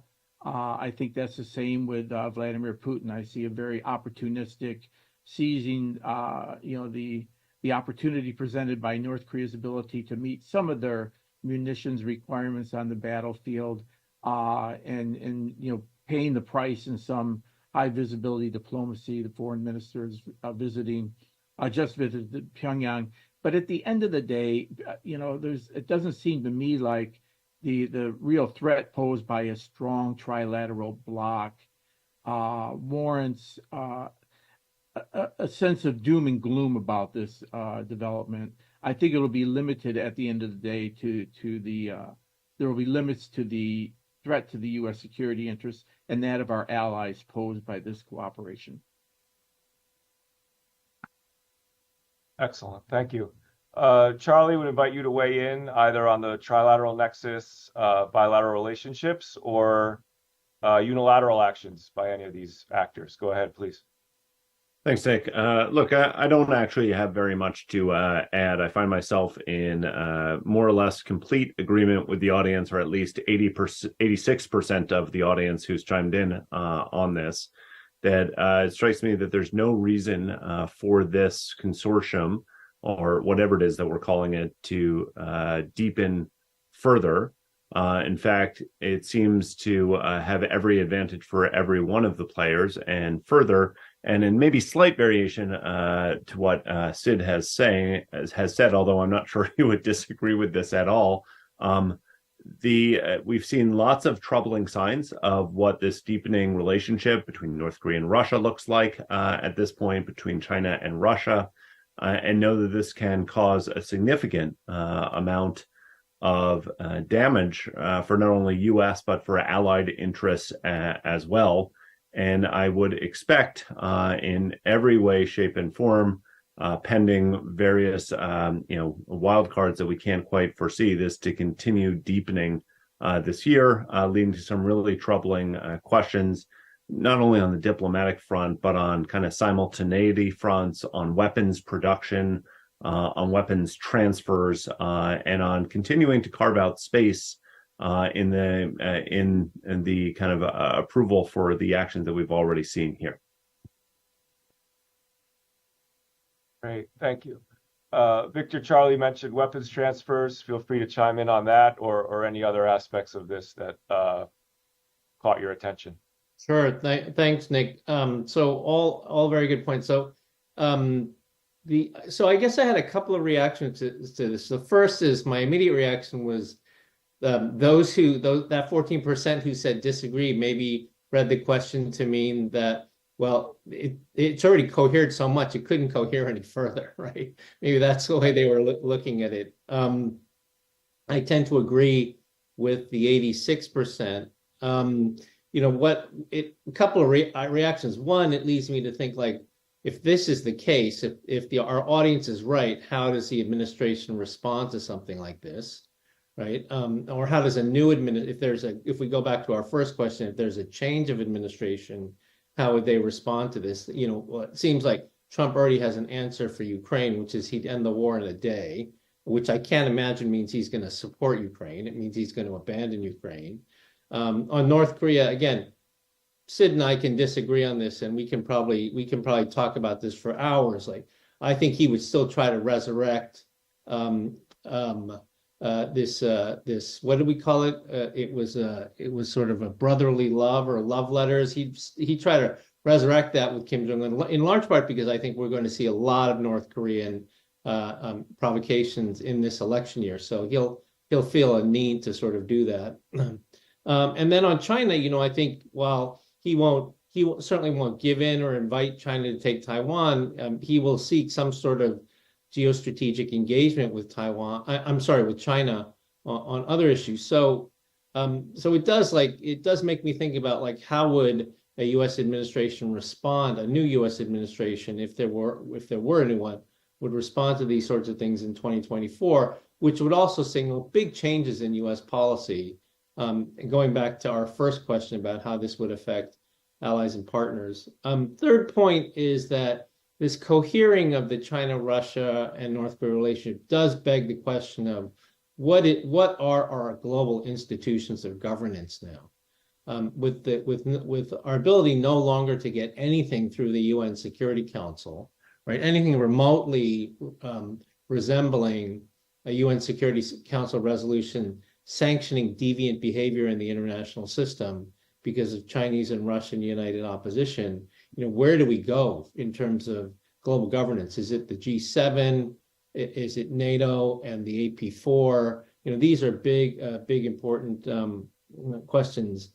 Fourth point is, I was again looking at the disagree 14%, but maybe some people see this cohering as being a response to, as Sid said, what the U.S. is doing with its allies, whether it's with Japan and Korea, whether it's AUKUS with Australia, where Charlie is the AUKUS chair. He's the Australia chair, but we call him the AUKUS chair at CSIS.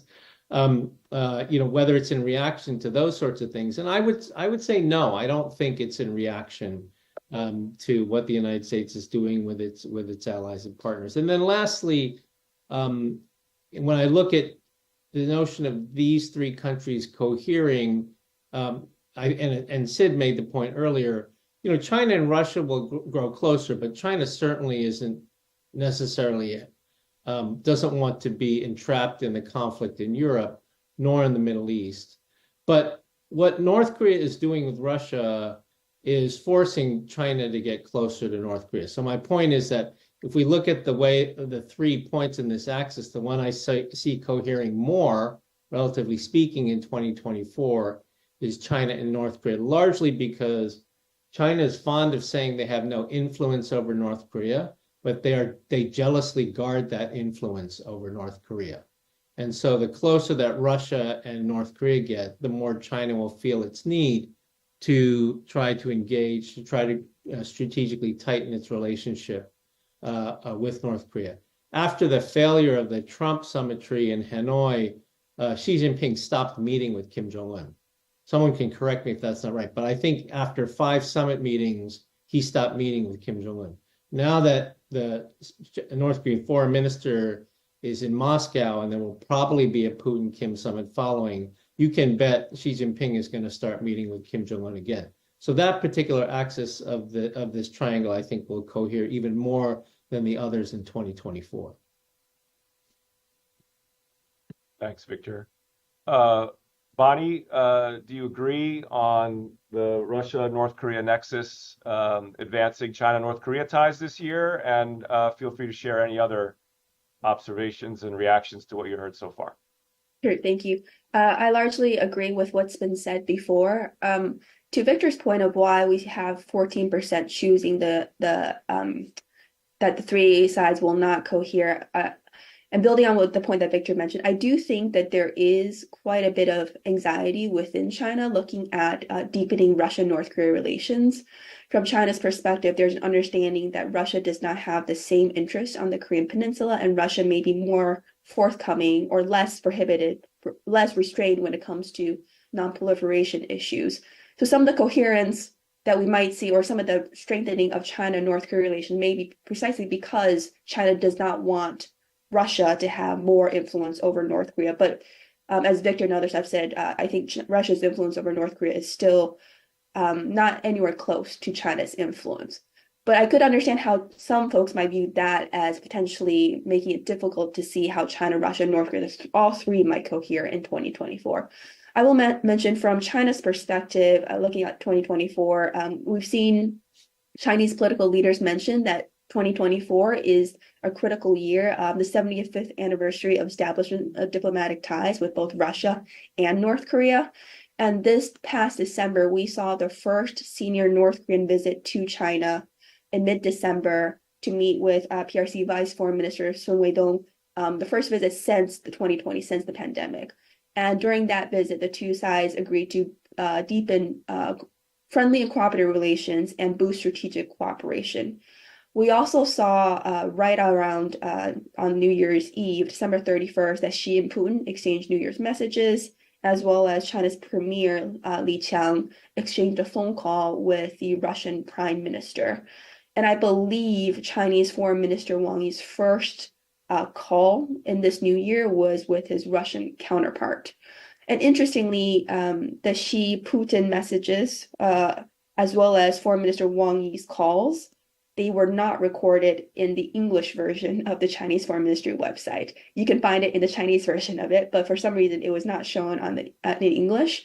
I don't really know how to interpret that, but it does show that if you start tracing what are some of the major diplomatic moves China has done at the very close of last year and the first of this year, it's clear that China is prioritizing China-Russia relations. And we don't see any assessment from China's end that the significant deepening of China-Russia relations and the direction that Xi and Putin have driven the two countries is not the right direction. In fact, everything we've seen this year so far has been that is the correct direction, and that partnership will continue to deepen in the new year. Thank you. Fascinating. Really appreciate all your observations. We could go on for much longer, but time is short. So let's get to our final question in this panel. In 2024, U.S. efforts to bolster deterrence in the Indo-Pacific region will accelerate to counter coercion from North Korea, China, and Russia, sustain current momentum in coordination with allies and partners, or decelerate due to competing security challenges in other regions.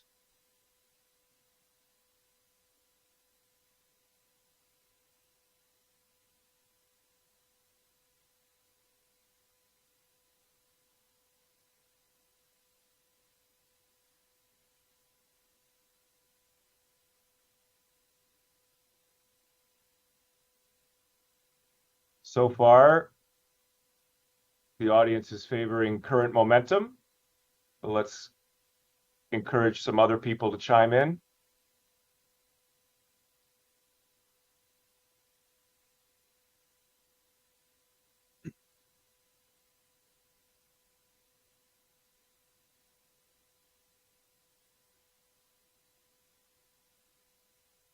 All right, the number seems to be holding. So why don't we stop right there?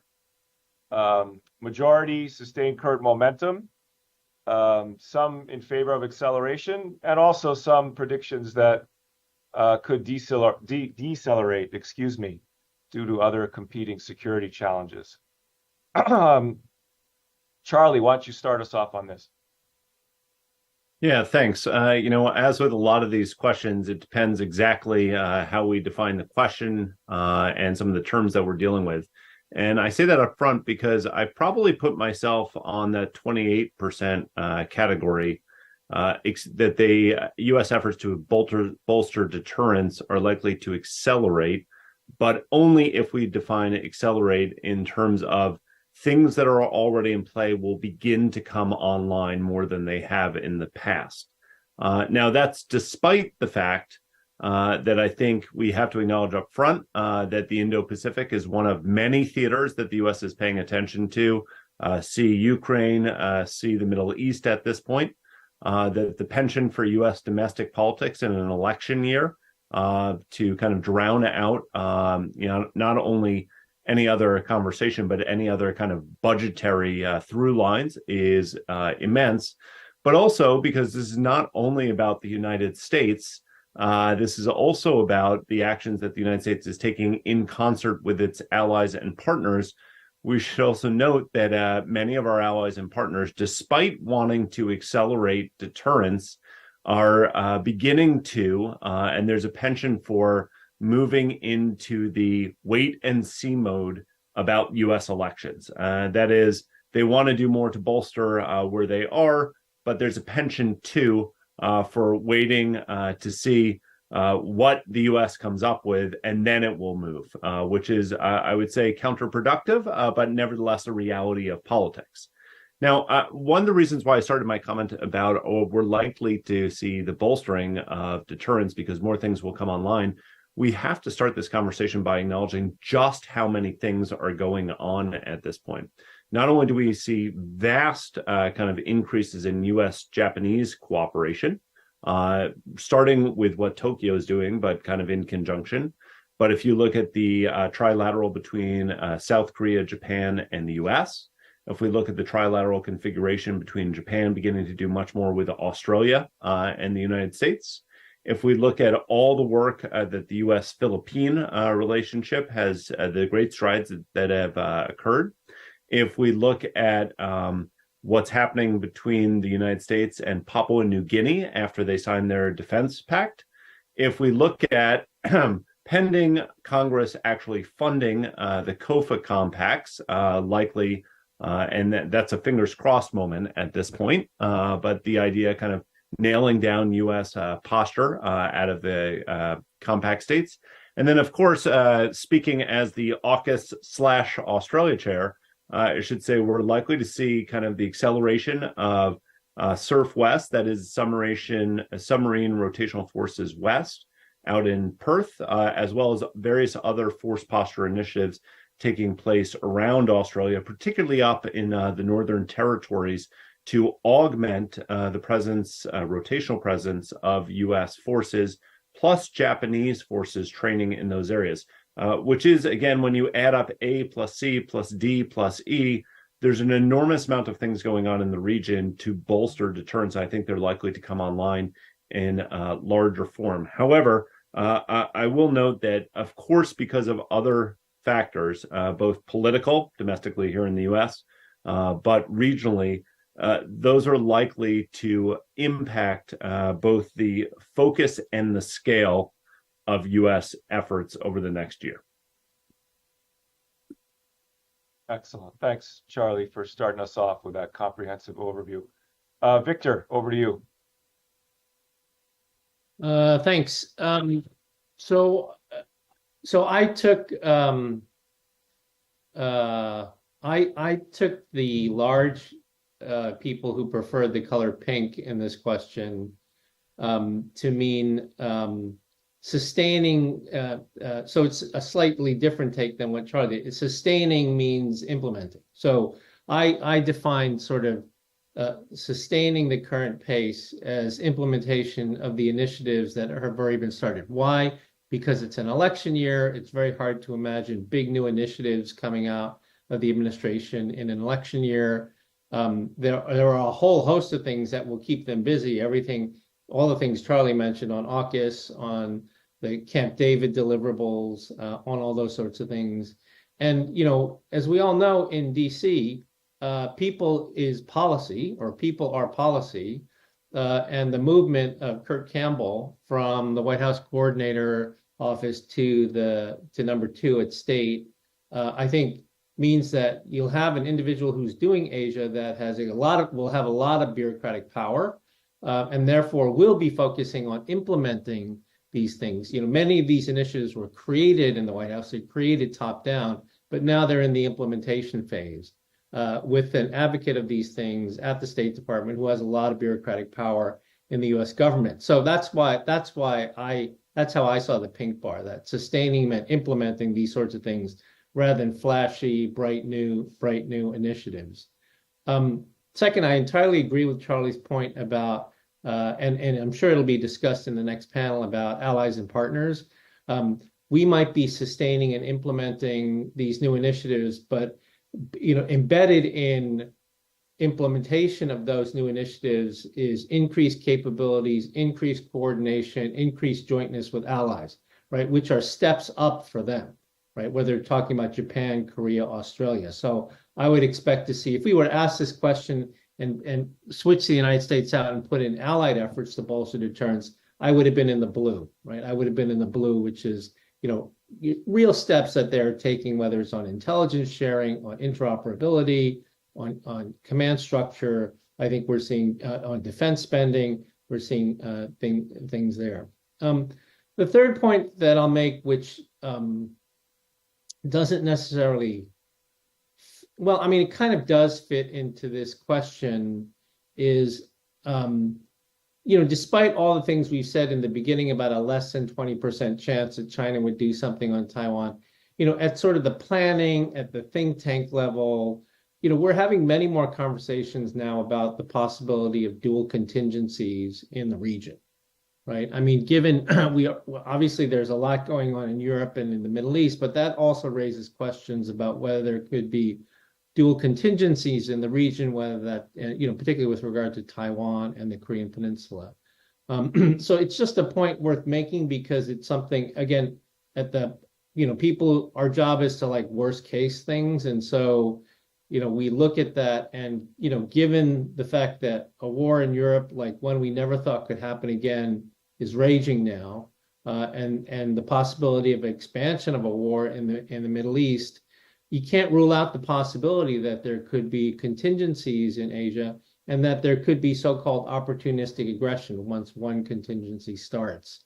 So in terms of the concept of deterrence, I think at sort of the planning level, at the sort of strategy level, at the think tank level, thinking about how to deter those sorts of, you know, nightmare scenarios, I think is more on the radar screen now than it's been in the past. And the last point I'll make, and I invite in particular Sid's view on this, is in 2024, the degree to which the Korean Peninsula is going to get pulled into the war in Ukraine. I mean, in the sense that right now, South Korea provides more munitions whether it's, second order or however you want to define it. South Korea is providing more munitions to Ukraine than all the European countries combined. And, Russia is sending literally millions of artillery shells. I mean, North Korea is sending millions of artillery shells to Russia, and there's a concern that will continue. And you couple that with what looks to be, over the past few weeks, active decoupling by North Korea from South Korea in terms of any prospect of diplomacy, and a lot of talk about war. It raises to me the question of, like, to what extent we talk about these theaters being connected, the Europe and the Indo-Pacific theater, to what extent in 2024 this could be connected through Korea. Great, thank you. Let me invite Sid to react, and then we'll go to Bonnie and Lily and wrap up. Yeah, no, Victor, you raise a very troubling scenario, and this is really, the sum of all fears scenario that, both emboldened by, what he may perceive as at least a flashing yellow, if not a green light from Vladimir Putin to take a more aggressive posture toward South Korea and the United States, as well as enabled by enhancements to, either WMD weapons or conventional weapons, aircraft, naval vessels, armored vehicles, et cetera. All the things that we've articulated, or the White House has said we understand to be what North Korea is receiving from Russia in response for their support. This could really destabilize the peninsula and lead to a big miscalculation. This is why I think at the end of the day, we talked about China earlier, and it isn't once or twice over the course of my past 2 decades or so being involved in the policy side, the discussion of giving China a greater role so that it would develop greater leverage and therefore that we could ask more of it. Now, this is obviously realizing Beijing is not going to act in our interest unless it's in Beijing's interest. But if we can portray to China our concern about this type of scenario you just laid out, Victor, and the fact that, this requires a deterrence of North Korea and Russia as two cooperating actors, this is where perhaps we can tell China, or we can persuade China that it's in their best interest to maintain stability in Northeast Asia, because this could be the one kind of black swan event that we're worried about. Great, thank you. Lily, let me invite you to chime in, and then I think we'll wrap up in the interest of time. Sure, absolutely, Nick. I'll keep this short. So I think I totally agree with what's been said so far. I think there are, my vote was for the middle one as well, sustaining current momentum in coordination with allies and partners. I think there are definitely drivers opposing acceleration, right? Charlie mentioned the election year in the United States, which will make allies and partners a little bit wary, kind of in a wait and see mode, he said. And Victor mentioned the U.S. is unlikely to come out with, flashy new initiatives this year. There's also a sense of crisis fatigue, I think, globally, right? An important determinant of regional security dynamics will be global security dynamics. We have Ukraine going on, we have Gaza, Israel. But then I also think it's important to note that that momentum will also be affected by actually question 3, right? So where we see China, Russia, North Korea coherence going in 2024. I think it will be basically a function of attention to the region. I think there'll be lots of attention to the region. There already is starting off, right, with the 2024 Taiwan elections. I think actually that's served to really galvanize attention. People who don't tend to focus on China, for example, are tuning into the Taiwan elections. Russia, Ukraine has also sort of shone a light on the region and potential flashpoints. So more attention in the region, combined with potentially more coercion, as we discussed in the last question, and potentially Chinese coercion following the Taiwan elections. We're still waiting to see what that looks like, but more attention and more coercion, I think, is a tailwind to sustain momentum with coordination with allies and partners for U.S. efforts to bolster deterrence. So I tend to agree with the audience here, and I'll end there. Great. Thanks, Lily, and thanks to all of my colleagues. We could go on much longer, but we have a third panel to elaborate on the role of allies and partners, which will be moderated by our colleague Derek Mitchell. Thank you all very much. Online audience, please hold on. We'll take a very brief break and then get to our third panel. Thank you. Thanks, Nick. Thanks, everybody.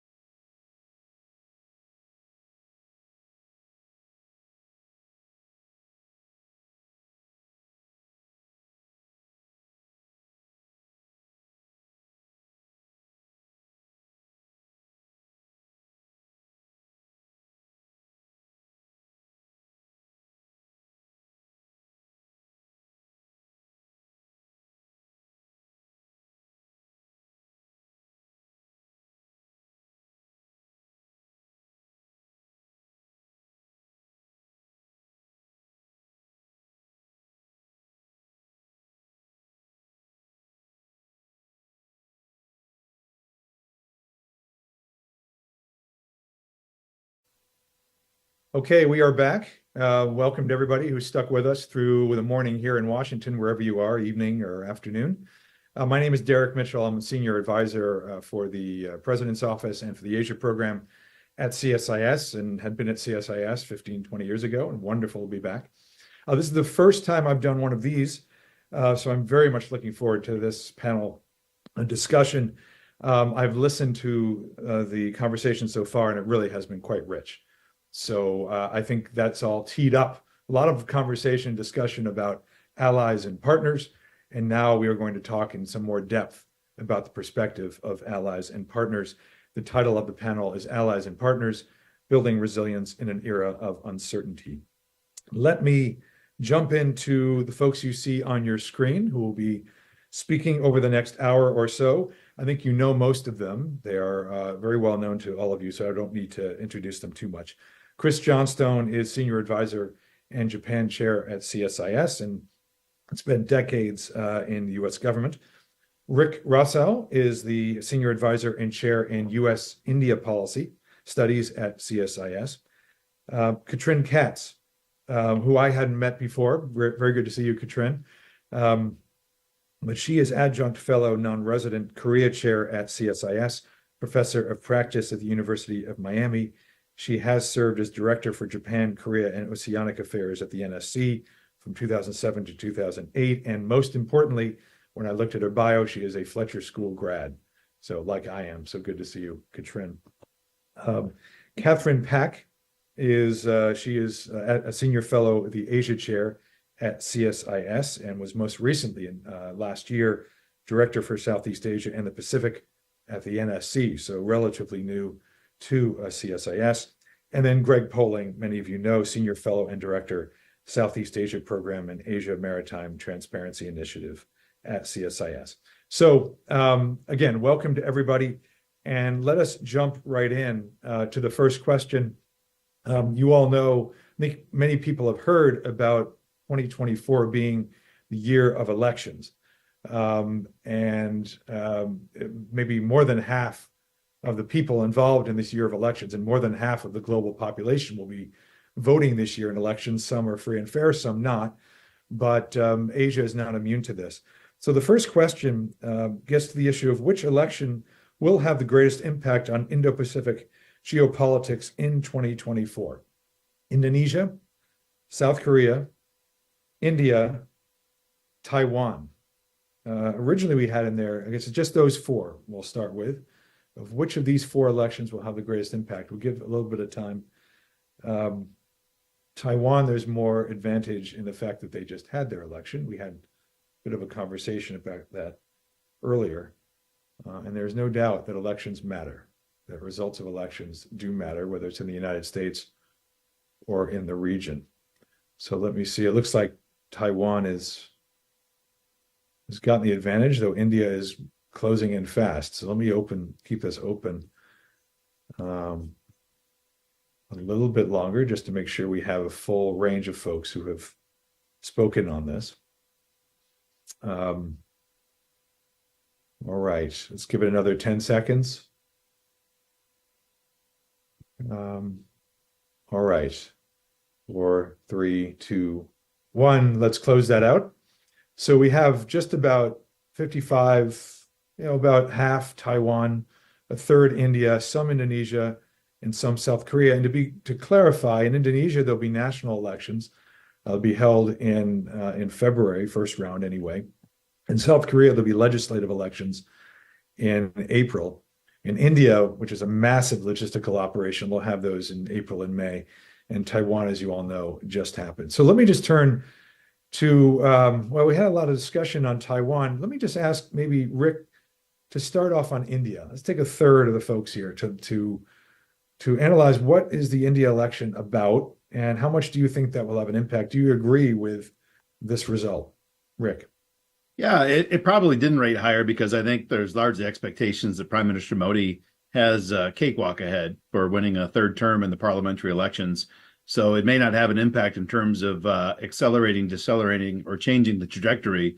But, we have seen India since the Modi government came to office actively deepening security partnerships with important partners, significantly including the United States, and really prioritizing the United States on that. And even some subtler shifts that you see on economic policy. Whereas out of the gates early, the Modi government was very focused on economic reforms and encouraging FDI.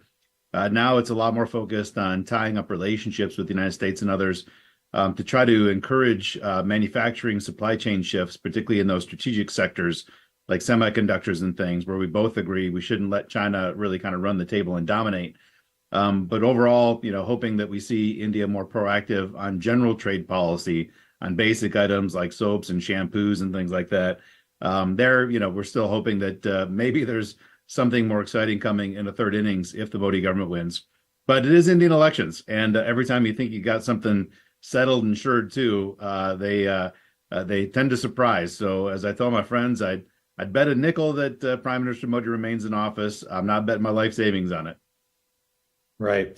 And do you think, so impact on Indo-Pacific geopolitics, in your view, given a Modi victory and consolidation, maybe reaffirmation of his policies, somewhat illiberal, but also quite strong and internally, do you see it having great impact on geopolitics? And of course, you have to define geopolitics, but how do you? I think they've already really kind of carved out the direction they're moving in under Prime Minister Modi, and really, as much as they were coming towards the United States and coming towards the Quad, with China's border flare-up and the invasion, China today is actually holding Indian territory as well as impinging regularly on Bhutanese territory, which is sort of an Indian protectorate.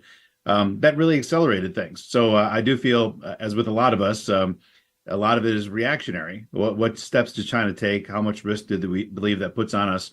And India feels a lot of pressure right now, border pressures. They've already lost territory. Their neighbors have lost territory. So if Prime Minister Modi wins re-election, I suspect you're going to see, further move in that same direction. Maybe not an acceleration because it's already moving at a pretty good pace. But the other issue, is what's going to happen in the rest of the neighborhood. And there you got some challenges in the United States and India. You didn't have a bunch of elections on here, but that includes the Bangladesh election, which really was not free and fair. The Pakistan election coming up. There's a bunch coming in India's neighborhood. And there you got a lot of tension, too, in terms of how much the United States is pushing these countries for free and fair versus India, like it with Bangladesh. They don't care if it's free and fair. They want Sheikh Hasina to stay in. So elections also have triggered some area of tension between the United States and India. But I think we'll be able to get past that. Yeah. Well, I mean, Taiwan's got this 55% here, and I'm not sure anyone here is a Taiwan specialist per se, maybe so.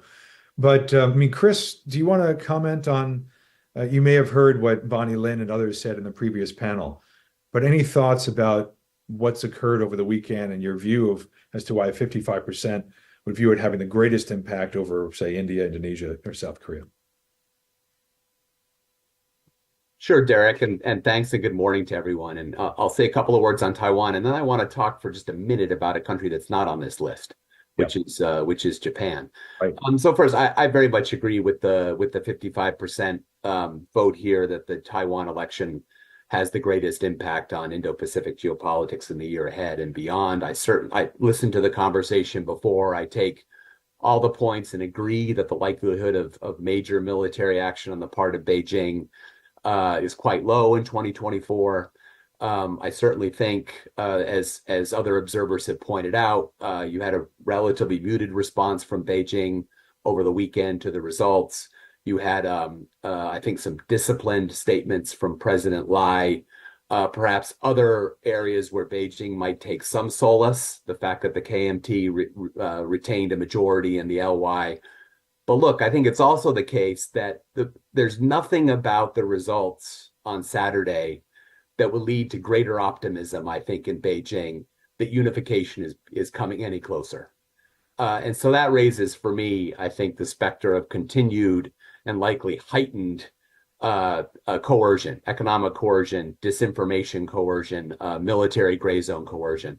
And so what that means for our allies and partners is that the deterrence agenda remains front and center.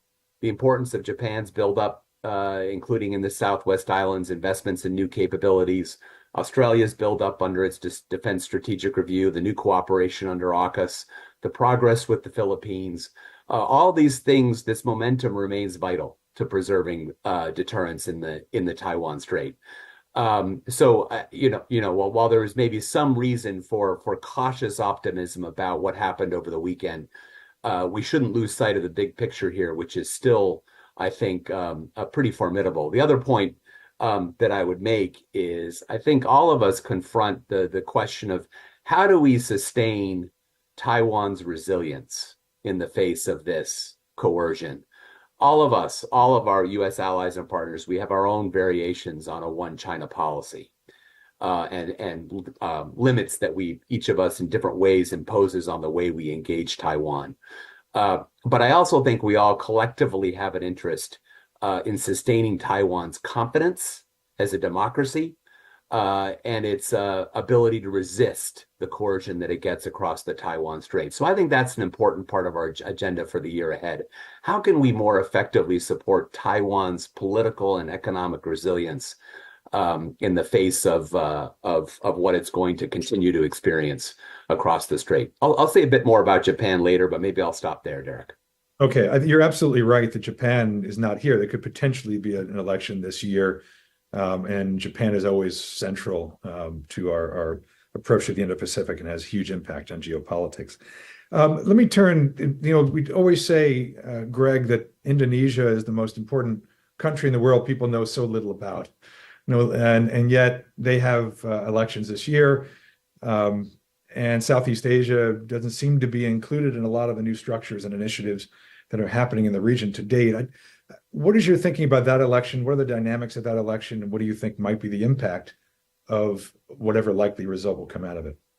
Thanks, Derek. Well, it's going to be, as always, the largest single-day democratic exercise in the world. No offense to Rick. India has the largest democratic exercise in the world, but it doesn't take place in a single day. So February 14th, Indonesia will go to the polls for the first round, at least, of the presidential election. The polls now have Defense Minister Prabowo Subianto up by double digits. I mean, it would be, I think, a real earthquake if he didn't come out on top. The question was whether or not he could win 50% and avoid a runoff.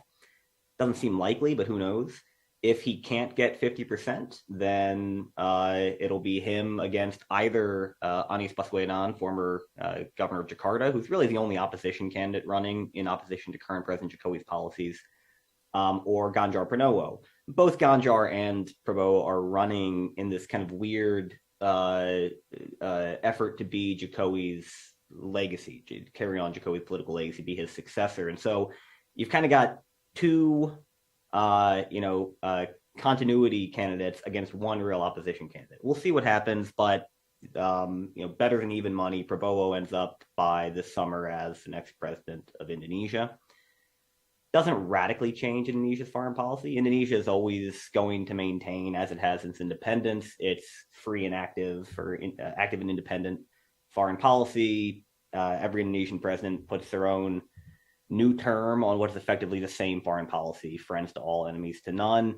That said, Prabowo, as defense minister, has sought much greater support for the Indonesian military, particularly the Navy and Air Force, in building up external defense capabilities. The Indonesian security services have become far more concerned about China, particularly since late 2021, when you had a multi-month standoff between the China Coast Guard and Indonesia over Indonesian drilling operations. And in public opinion polling from the Lowey Institute last year, what we saw is that the only difference between Prabowo supporters and Jokowi supporters in the last election, which happened in 2019, was that Prabowo supporters tend to view China as a threat, not an opportunity. So I do think under a Prabowo presidency, we will see opportunities open up for mil-mil cooperation, not just with the US, but with a lot of other partners, including maybe intra-ASEAN coordination. We've seen some interesting noises from the Indonesian security services about doing more kind of minilateral maritime security coordination within ASEAN. And no doubt that would be welcomed in places like the Philippines under still relatively new President Marcos, and in Vietnam. So I don't think Indonesia is going to suddenly emerge as like a huge player beyond Southeast Asia. It's not really in its strategic DNA, but we might see interesting opportunities open up within the region. Right. Thank you, Greg. Very good. Catherine, I know you were a FAO in Indonesia. I noticed it. Do you want to jump in on anything on Indonesia in particular from your observation, or? Yeah, no, thank you. I agree with everything Greg said. I was also going to note that Indonesia would be something a country we should definitely pay attention to, not so much because of the elections themselves. As Greg noted, pretty likely that Prabowo will be the outcome there, and also likely that he would continue on with a lot of Jokowi's initiatives. However, as we've seen Indonesia really step into this role, sometimes hesitantly, of a regional leader within ASEAN, within Southeast Asia, it'll be very interesting to see how that continues with potentially Prabowo at the helm. Both the economic progress that Indonesia has made, as well as Greg pointed out, some of the opportunities for security cooperation in and around Southeast Asia. I think that would be very interesting to watch and could potentially start to shift some of that dynamic in Southeast Asia in terms of collaboration and cooperation with the Philippines, Vietnam, potentially Malaysia, over the South China Sea, and some of the challenges there. So I think that is definitely one to watch. I was going to circle back, and I think it's just sort of beating a dead horse here with Taiwan, but that was definitely going to be my choice as well. However, I think just one additional note on that. I think while obviously the outcome of the election, which we know is pretty significant in terms of shaping the geopolitics of the year ahead, I think just the fact of the election itself and the legitimacy that the U.S. and others have put on the election is really significant in terms of how, as we see China's reaction. As was noted by a couple of the panelists in the previous panel, we've had China, or we've had Nauru in the Pacific shift diplomatic recognition to China just over the last couple of days, and in a clear messaging signal from China, happening just 2 days after the Taiwan election. However, I don't think that's necessarily because of the outcome itself. I think it's more China using that election as an opportunity to get this chess move ahead of the U.S. and our partners in the Pacific. And I should note that was pretty there was not a whole lot of heads up and not a lot of awareness that move was going to happen in our system and others. So I think that is a really significant move there, and one that we should definitely be paying attention to, as it's going to start to change those dynamics within the Pacific. But I'll leave it there. Great. Thank you, Catherine. Katrin, South Korea comes in at 5%. Legislative elections are meaningful, but put that in context. What do you think about the impact on geopolitics? Sure. Thank you, Derek. And I'm also happy to be representing Fletcher Mafia here this morning. So sure, I wasn't that surprised by this outcome. Again, it's not because elections in South Korea aren't important. Certainly legislative elections in South Korea are very important. But it's, what's at stake is for, the president's People Power Party, the conservative People Power Party, to potentially get a majority in the National Assembly. So the reason it's probably at 5% is since Yoon has been in office for the last 2 years, he's in the second year of a 5-year term, the People Power Party has been in the minority. So you can kind of map that out. If it's close right now, we could talk about why. Both parties are in pretty bad shape, unfortunately, fairly unpopular. It's been called a contest between unlikables. And so and a number of kind of, jockeying and maneuvering around internally has made it more unpredictable. Some new parties being formed in recent days. So it's a close call, but if President Yoon were to lose, we can look at what Yoon's administration has been able to achieve in the minority status, particularly on the foreign policy side, which is what we're focused on today. So as Chris noted, like this kind of deterrence agenda, things like US-ROK alliance, a lot of progress made there, reconciliation with Japan. He's domestically vulnerable on that, but that'll be a continuity. And has pushed forward regardless, which has opened up, a number of initiatives in the trilateral space, and a very ambitious regional and global agenda as well. So I think that's how to explain that 5%. Of course, if the PPP were to come out strong, Yoon would have less of a chance of being, labeled a lame duck. But again, we can kind of see he's operated, he's kind of done quite well on the foreign policy side in terms of moving forward on a pretty ambitious agenda so far. So that's why it's in that lower category. Yep. Yeah. All right. Well, thank you for that, Katrin. It used to have before it had the United States on there as a fifth option, and they took it off because they figured I think everybody was going to choose the United States. But it is important. I want to circle back to that if we have time. We should make time on the impact of the U.S. election on the allies and partners. I think it was mentioned in previous panels that folks are going to have to adapt to what happens here in the United States, and it's useful to get the regional reaction to what's happening here. But let's move on to the second question now, so we can keep things moving. In 2024, U.S. security cooperation will advance the most with the Philippines, Australia, Japan, South Korea, or India. So we'll open the bidding here for folks to vote in on U.S. security cooperation will advance the most with. I think Victor made the point in the last panel that election years in the United States and even in Asia are not the time typically for boldness and new things, new initiatives, but implementation of things that are already in train. But we can discuss that because there are things happening this year in Japan and otherwise. I'll come back to that. So, okay, let's, looks like Japan has the lead right there in the middle, with the Philippines catching up. So let's give it a few more seconds to give this a full chance to reflect. Okay, let's give it 10, 9, 8, 7, 6, 5, 4. Oh, we can stop right there. 31%. 2, 1. You just want to go first. Is that it, Greg? Okay, let's. That's interesting. Okay, let's freeze it there.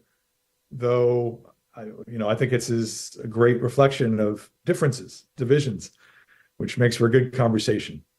Let us start with the Philippines, just because there's been a lot going on in that area this year, a lot of developments with the Philippines since Marcos took over, but also we've had some incidents around there. Maybe it's less likely over Taiwan than with the Philippines or in the South China Sea.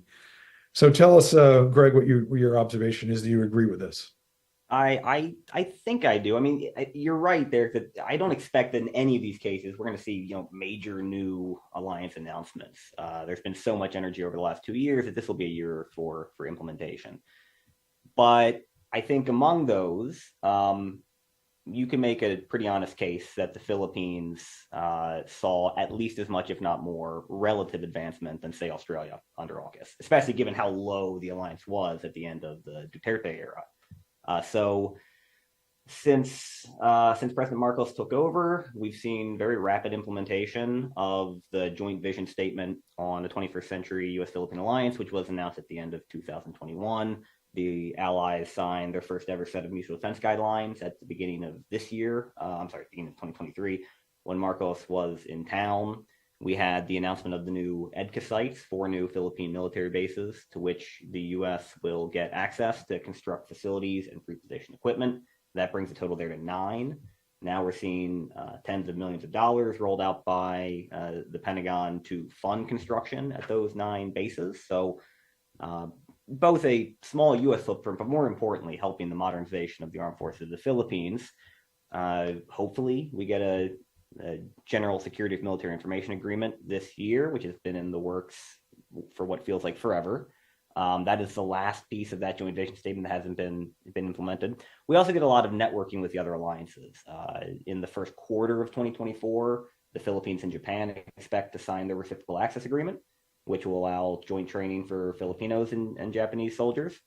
And the Australia-Philippine alliance continues to deepen, along with trilateral coordination among all of those. And as you indicated, in the background of all of this is the now monthly standoff around Second Thomas Shoal, where the Philippines has a small number of troops based, and China has been using ever more aggressive gray zone, non-kinetic tactics to try to block them, which has led to 3 separate collisions in the last 3 months, luckily with no loss of life. But one of those collisions involved a Chinese Coast Guard vessel ramming a Philippine government vessel carrying the chief of staff of the armed forces of the Philippines.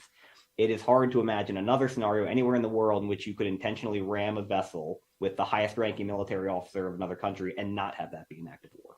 So I don't think it is unreasonable to say that while the ceiling on escalation in the South China Sea remains much lower than Taiwan, the likelihood of military standoffs in the South China Sea this year are higher than they are around Taiwan.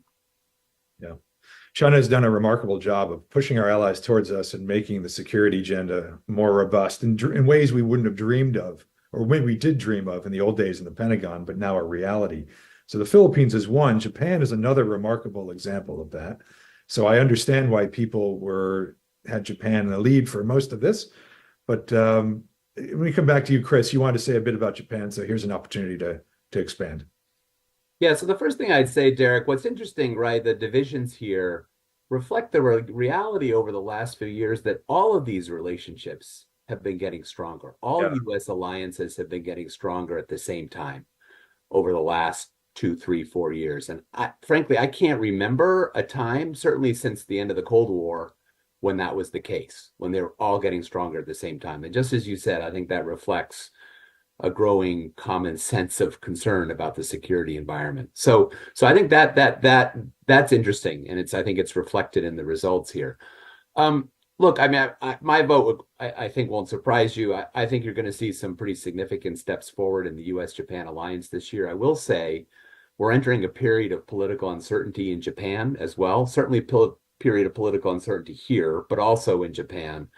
We are witnessing, in my view, what is the de facto end of the Abe era, a major fundraising scandal centered on the Abe faction. All of the Abe members of the Abe faction members of the cabinet and in senior LDP positions were purged in December. Kishida government is weak. Approval ratings in the 20s. LDP support is down as well. So it's possible we're going to have an election later this year. I actually tend to think that Kishida is going to survive for a while simply because there aren't clear alternatives on the scene that would be an improvement. But it's possible that we'll have an election called later this year, perhaps in the summer, early fall timeframe. But what I would say is when you think about the security agenda, the big picture is not going to change. Japan's defense trajectory has been set. Increases in defense spending of about 27% in the first year of this 5-year plan, another 17% this year. So that's a 50% increase in the defense budget over 2 years. No other ally comes close, right? There will be impact on the margins as a result of Japan's sort of political uncertainty in terms of what other big rocks might be moved. There was major cyber legislation, for example, that is probably going to be pushed to the right. But fundamentally, Japan's course is going to continue. And I think 2 things in particular are going to be front and center this year. One is the future of alliance, what I call alliance command and control. You know, the U.S.-Japan alliance has never been truly an operational alliance, right, in the way that our alliance on the Korean Peninsula is. I think with Japan's establishment of a joint operational command, it's going to invite a conversation about both the future of the command structure for U.S. forces in Japan and the future of a perhaps at least more integrated command structure between the United States and Japan. So that conversation will develop in 2024. And then more concretely, counterstrike capabilities. The Japanese are going to be acquiring their Tomahawks. The first are going to arrive, Tomahawk cruise missiles, next year, 2025, which means this year is the year that we have to begin to figure out a concept of operations. How do we work together on supporting targeting and battle damage assessment? How do we make decisions about targets together as an alliance? These are big things. So it's implementation, as Victor and Charlie noted in the last panel. This is largely implementation, but these are pretty big things that we're going to be implementing, and I think 2024 is a big year for them. I'll stop there. Yeah, it's not just the end of the Abe era. It sounds like it's the end of the Yoshida doctrine era. I mean, Japan is really sort of coming out of its shell and being a partner in regional defense. Obviously, there are constraints still domestically, but again, things that are happening now we could never have dreamed of even just a few years ago. I will get to Australia. I want to go to the next question, and I'll start with Australia, Catherine, because I think it's very important to think about Australia and Pacific Islands when it comes to U.S. security cooperation in 2024. But and just to give a note to everybody, we were going to run till 12:05 since we got started a little bit late on this session. So we'll go a little bit long over the noon time frame. But let's get to the third of 4 questions and ask everybody to jump in. Blank, let's see if we can get up there. Blank will generate the most momentum for U.S. Indo-Pacific strategy this year. AUKUS, Pacific Islands Partnership, U.S., Japan, South Korea trilateral, the Quad, or U.S. ASEAN Comprehensive Strategic Partnership. I don't mean to put my finger in the scales and saying we're going to talk about Australia and Pacific Islands, but I do want to start with that. But let's just see what people are thinking here, what will generate the most momentum for U.S. strategy in the coming year. It looks like we have a very, very solid winner for, let's see, I'll give it time. Yeah, it looks like AUKUS is the Quad is underperforming, as is ASEAN. There we go with the Quad. Again, not to put my finger on any scale here in Pacific Islands. All right, let's give another 5 seconds and get to the conversation. 4, 3, 2, 1. Okay, I think we have a sense of how this is trending, which is largely trilateral, U.S., Japan, South Korea, which is, again, a remarkable development, the AUKUS, which is a work in progress, and the Quad. Let me turn to AUKUS and the Pacific Islands, Australia and Pacific Islands. To you, Catherine. Tell us about, because it goes to the previous question about U.S. security cooperation. What do you expect in 2024 to advance on these fronts? Yeah, no, thank you. And of course, while I'm, it hurts my heart a little bit to see a 0% for the Pacific Islands Partnership. I do understand why that is the case. I will just take a moment and say, I think, the Pacific is really interesting because if we as the U.S. and our partners were able to actually put our full effort in the Pacific Islands and do what is needed there, I think that is the area that could be the biggest bang for the buck.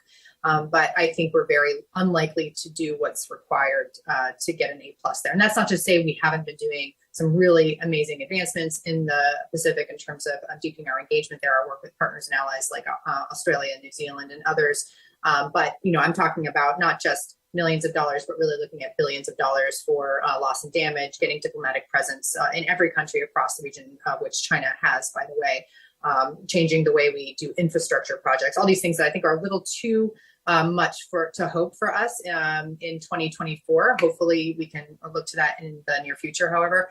So Pacific Islands would not be able to be my vote for this either.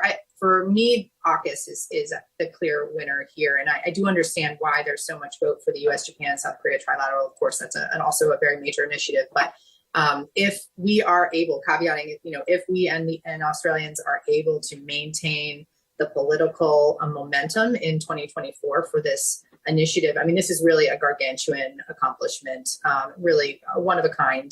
Looking at security cooperation from the previous question, that was going to be my answer, that, just looking at this once really in a century change in the security architecture for the Indo-Pacific, that would have to be my answer for this question.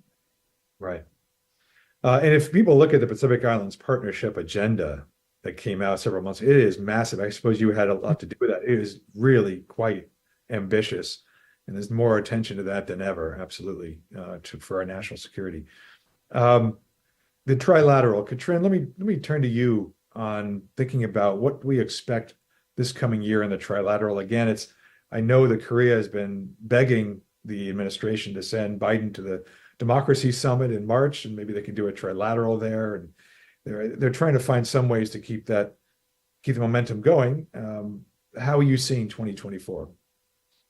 Sure. And I'm happy to be interested to hear Chris's views on this as well. But I'm not surprised about this outcome here. Although, like the prior question, there is so much going on across the region. There's such a vast alliance kind of array of activities and initiatives that it's hard to choose in some respects.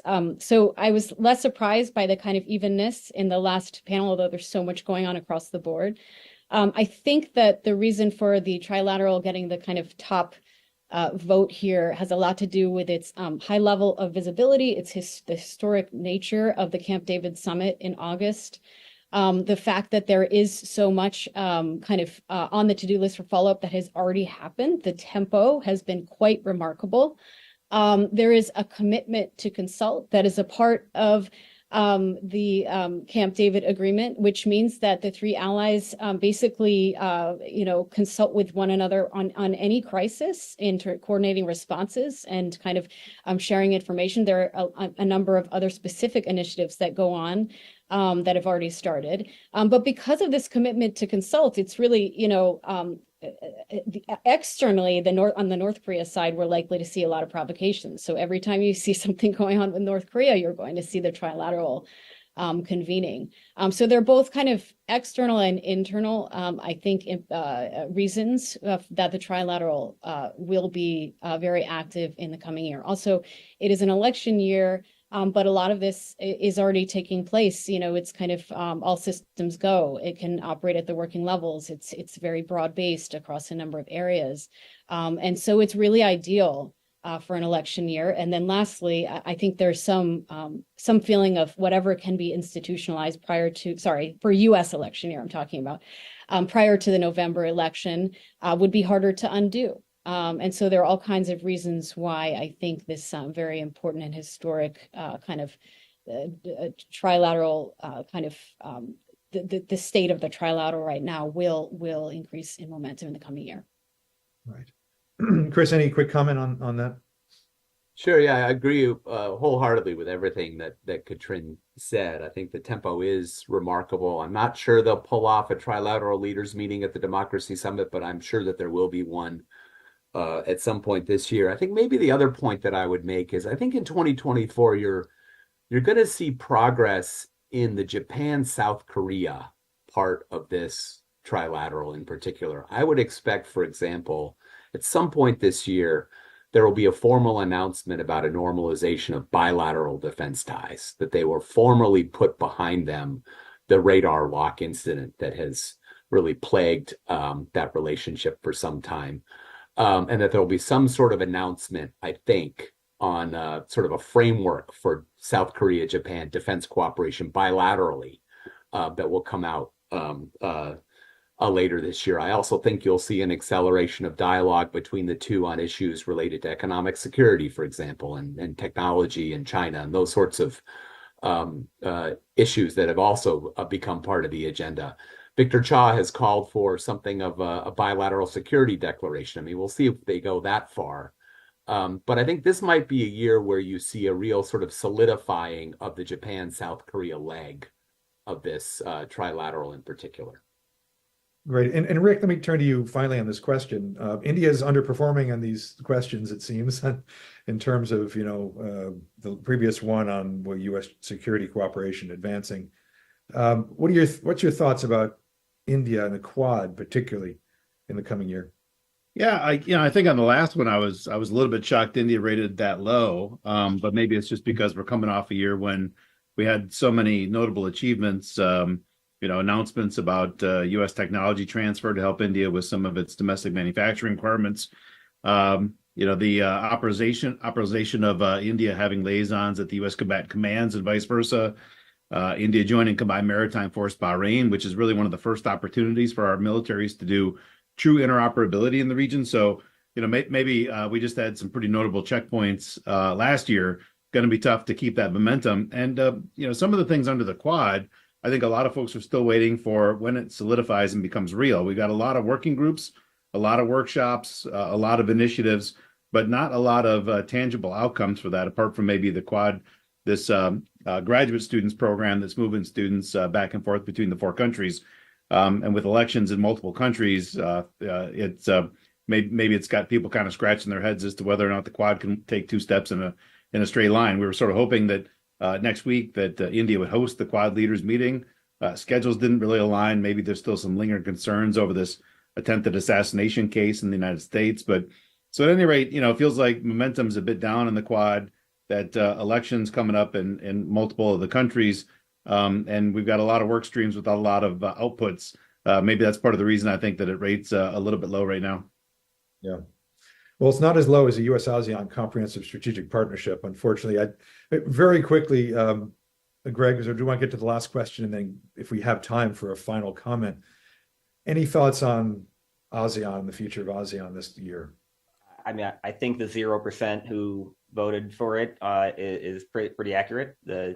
I wouldn't rate the U.S.-ASEAN Comprehensive Strategic Partnership as being in the top 5 focuses of the administration's policy in Southeast Asia, much less the wider Indo-Pacific. We've just seen so much energy in the bilaterals, in the various mini-laterals, and ASEAN, for reasons that have nothing to do with the U.S., ASEAN's agenda just doesn't include any of the 21st century economic or security issues that dominate kind of energy in the region. So until ASEAN has a real strategy, it's not going to be an anchor for the U.S. Indo-Pacific strategy. Yeah. Okay. Well, thank you for that. Let me turn to the fourth question, final question prepared.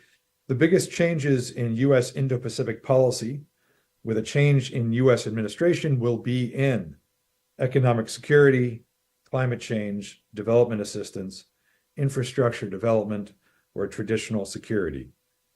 So where will the biggest change in U.S. Indo-Pacific policy come if there is a change in U.S. administration in November? We had a bit of a conversation about that in the previous discussion. And I would in this, maybe we can integrate into this in the final less than 15 minutes we have into this conversation, how countries are thinking about our election, how they're preparing for it, how they are adapting to it. But let's see where we come out on the results here. All right, looks like economic climate was there in the top for a while. Now it looks like economic. Let's give it another, let's say 5 seconds. 5, 4, 3, 2, 1. Okay. So economic security comes out. Climate is and traditional security are there, are pretty robust. Development assistance, and then infrastructure development, 0. Okay, well, let me let's see. On economic security, let me turn. Who should we turn to first? Anyone here want to take that one first, or any want to comment on this one? Do you? Let's see, Chris. Do you want to take on this question on what do you think biggest change with the new? Sure, Derek. I mean, first of all, I think all the answers here are qualified. There's certainly areas where we would, I think, see a change in policy. I tend to agree that economic security is one of the areas where we might see the biggest difference. And I guess what I would say on this is, I think this issue of how to manage the economic relationship with China and preserve our technological and commercial advantages while at the same time sustaining an economic relationship with China that benefits both countries. Obviously, this is a central policy issue for the United States. And, the Biden administration's approach has been one of, Jake Sullivan uses this term of a small yard and a high fence, right? That we're going to focus our restrictions on technology competition with China on a few areas, high-end, high-tech areas with military applications, but otherwise all the stuff outside the yard can proceed unimpeded. Now, there's a debate in the United States on how big that yard should be, what should be inside it, and that sort of thing, but basically that's been the philosophy. And I think that philosophy generally has been able to get our allies and partners on board. The Japanese have generally been supportive of that approach, joined us on export controls related to semiconductors. I think most economies in Europe, the major ones, have generally agreed with this approach. The Dutch have also played along, for example, on the semiconductor issue. I think the question is, if there were a transition to a Trump administration, it appears that that's what is likely. If there is a change, would this fairly nuanced approach to economic ties with China continue, or would it be more of a blunt approach that focuses more on really reducing U.S. economic links with China? That's certainly been the rhetoric from the campaign, and I think that would produce more of an alliance management challenge with some of our partners who are juggling their own interests in the relationship with China. So I do see I do see economic security as a pretty significant area that would introduce new challenges in our relationships with allies and partners in the region. Maybe I'll stop there. Okay. And Katrin, let me ask you, just turn the question to the second part of what I had asked, which is how would Korea, for instance, how are they assessing our election? How are they preparing? How are they accommodating a potential reversion to what would likely be, as Chris said, a Trump administration again? What do they understand about it? Just interested in how they're thinking about it in Korea.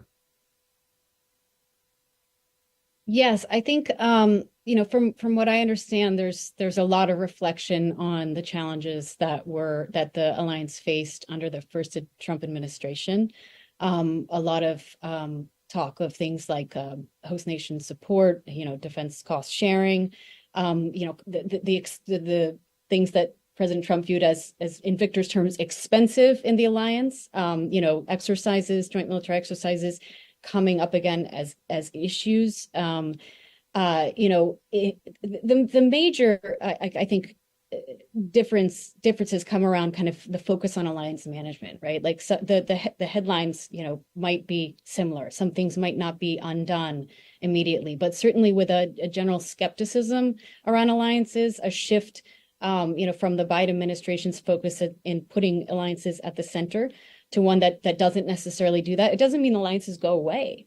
But a lot of the progress that President Biden's administration made off the bat came from not just kind of the strategic shift, putting alliances center, but bringing back alliance management processes that are essential, like in extended deterrence space, the reassurance processes that are time consuming, often at the working levels.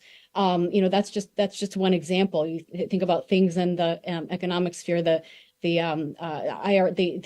economic kind of disconnects around IRA and things that cause tensions, and the need to go back and kind of use these alliance management processes to get things back. A lot of that's in the weeds and the details of the alliance, but it helps the overall relationship go smoothly. So that's a concern. I think at a high level that with a shift to focus away from alliances, not necessarily everything changes overnight, but perhaps things get rocky. The other major change, I think, is unpredictability, kind of a premium placed on unpredictability as a way of doing things that can be beneficial, which is a big change, of course. And this question around North Korea, will North Korea policy shift? Again, this ties into unpredictability. Even with the Politico article that Victor mentioned, there was this back and forth. Of course, that's not the case, but do we really know? Well, Trump likes to keep people guessing, right? So there's a lot of kind of commentary in that space in terms of what would change. On the flip side, though, in terms of this year, we don't see, even though there are two stories going on at once across the country, we don't see kind of the inclination to stop and have a holding pattern. I think a lot of what's coming up in the prior sessions kind of explains, particularly the last year, we had a lot of frameworks laid out, in the bilateral space, the Washington Declaration, the Nuclear Consultative Group. That's the one thing I would have thought that would have put South Korea higher in that earlier question.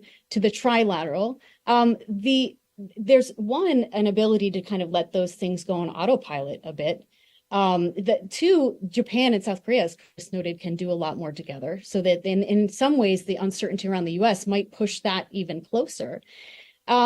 And so in that space, we see a lot more activity, less of a holding pattern. Oh, and then third, the inclination to lock in, institutionalize these things. And so on one hand, there's this uncertainty, there's concern. On the other hand, there's a lot of activity.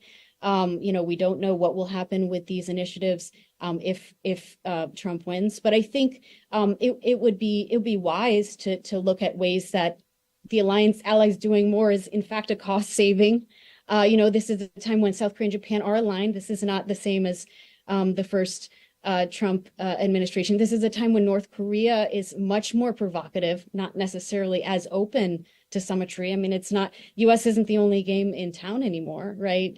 It's a time when the US-China relationship, we don't necessarily, as the earlier panelists noted, want to have kind of immediate instability, even under Trump, who likes unpredictability, right? So there's the possibility for continuity.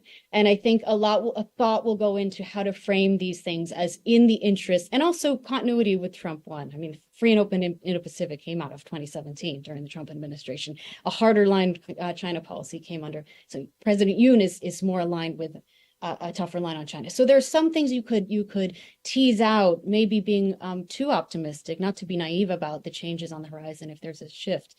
That might not make for kind of a 180. And so I think that might be why this is a 24%. Right. Well, we have just about 4 minutes, and I want to have the final three, Catherine, Rick, and Greg, say a few words on this as well. Catherine, first, about how do you see Australia, Pacific Islands? Do they get a hedge as they look through 2024 with the potential for a change in administration? What do you see happening in the coming year? And what would their response concerns be about a change of administration? Yeah, absolutely. And I'm a bit surprised, actually, that climate change wasn't higher on that list, just because when I think about the differences in potential administrations, as we know, most likely going to be a Trump administration, if there's a switch, would be on climate change, especially looking at the track record of what we saw with the previous time that he was in office. And to me, this affects almost all the others as well.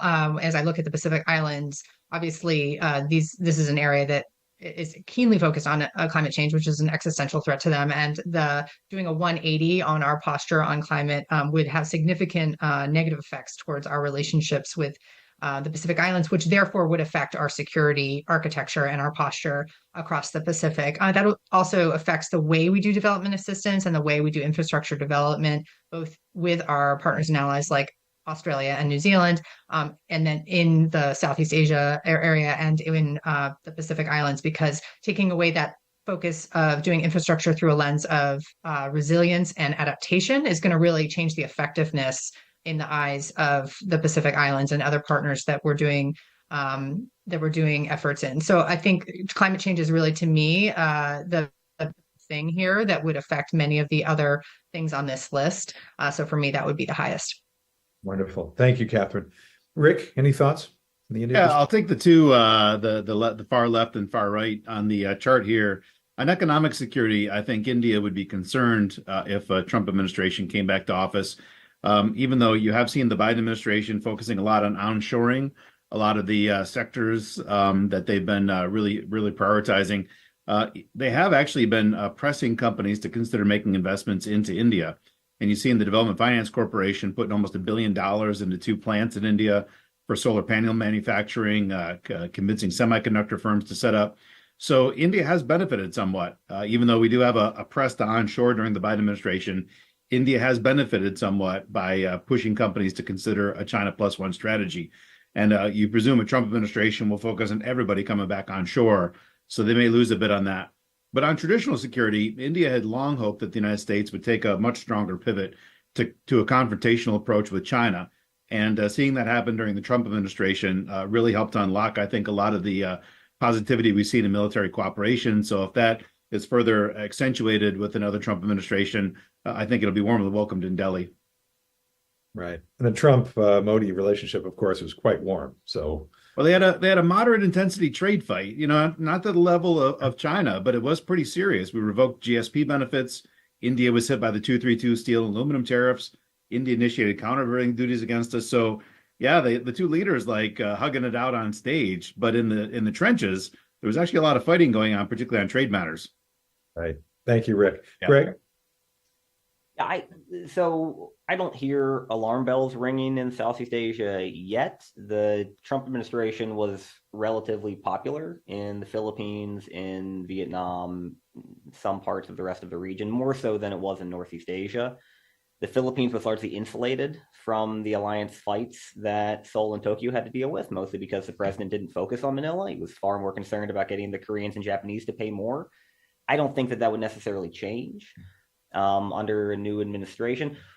It is noteworthy if you're in the Philippines. I mean, some of the concerns we do hear is about unpredictability and the fact that in 4 years, President Trump, not a single time did he ever say the word South China Sea in a public statement. It's just not an issue he cared about. I think if push came to shove, I wouldn't want to be the national security advisor trying to convince a President Trump that the rules-based order and freedom of navigation was a national interest of the United States. I think that would be a tall order.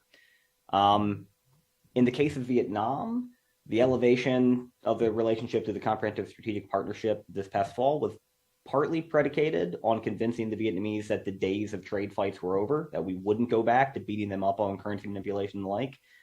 That could disappear under a new administration. And I would note one big unknown is we're already in a pretty sensitive time in Malaysia and Indonesia, given the war in Gaza. If we saw a Trump administration that was, let's say, indelicate with the way it talked about the conflict in the Middle East, that could drive support for the U.S. to the lows we haven't seen since the Bush administration. Thank you, Greg. We are right at about 6 minutes past what we originally said we would do, because just a rich discussion here and throughout the morning in Washington. Let me just thank you all, panelists, for a fascinating conversation. We can go on much longer. Asia, the Indo-Pacific remains the most exciting, dynamic region anywhere in the world. So much going on. There is everywhere, but could not have better specialists and experts following the twists and turns of 2024, which is going to be a very meaningful year.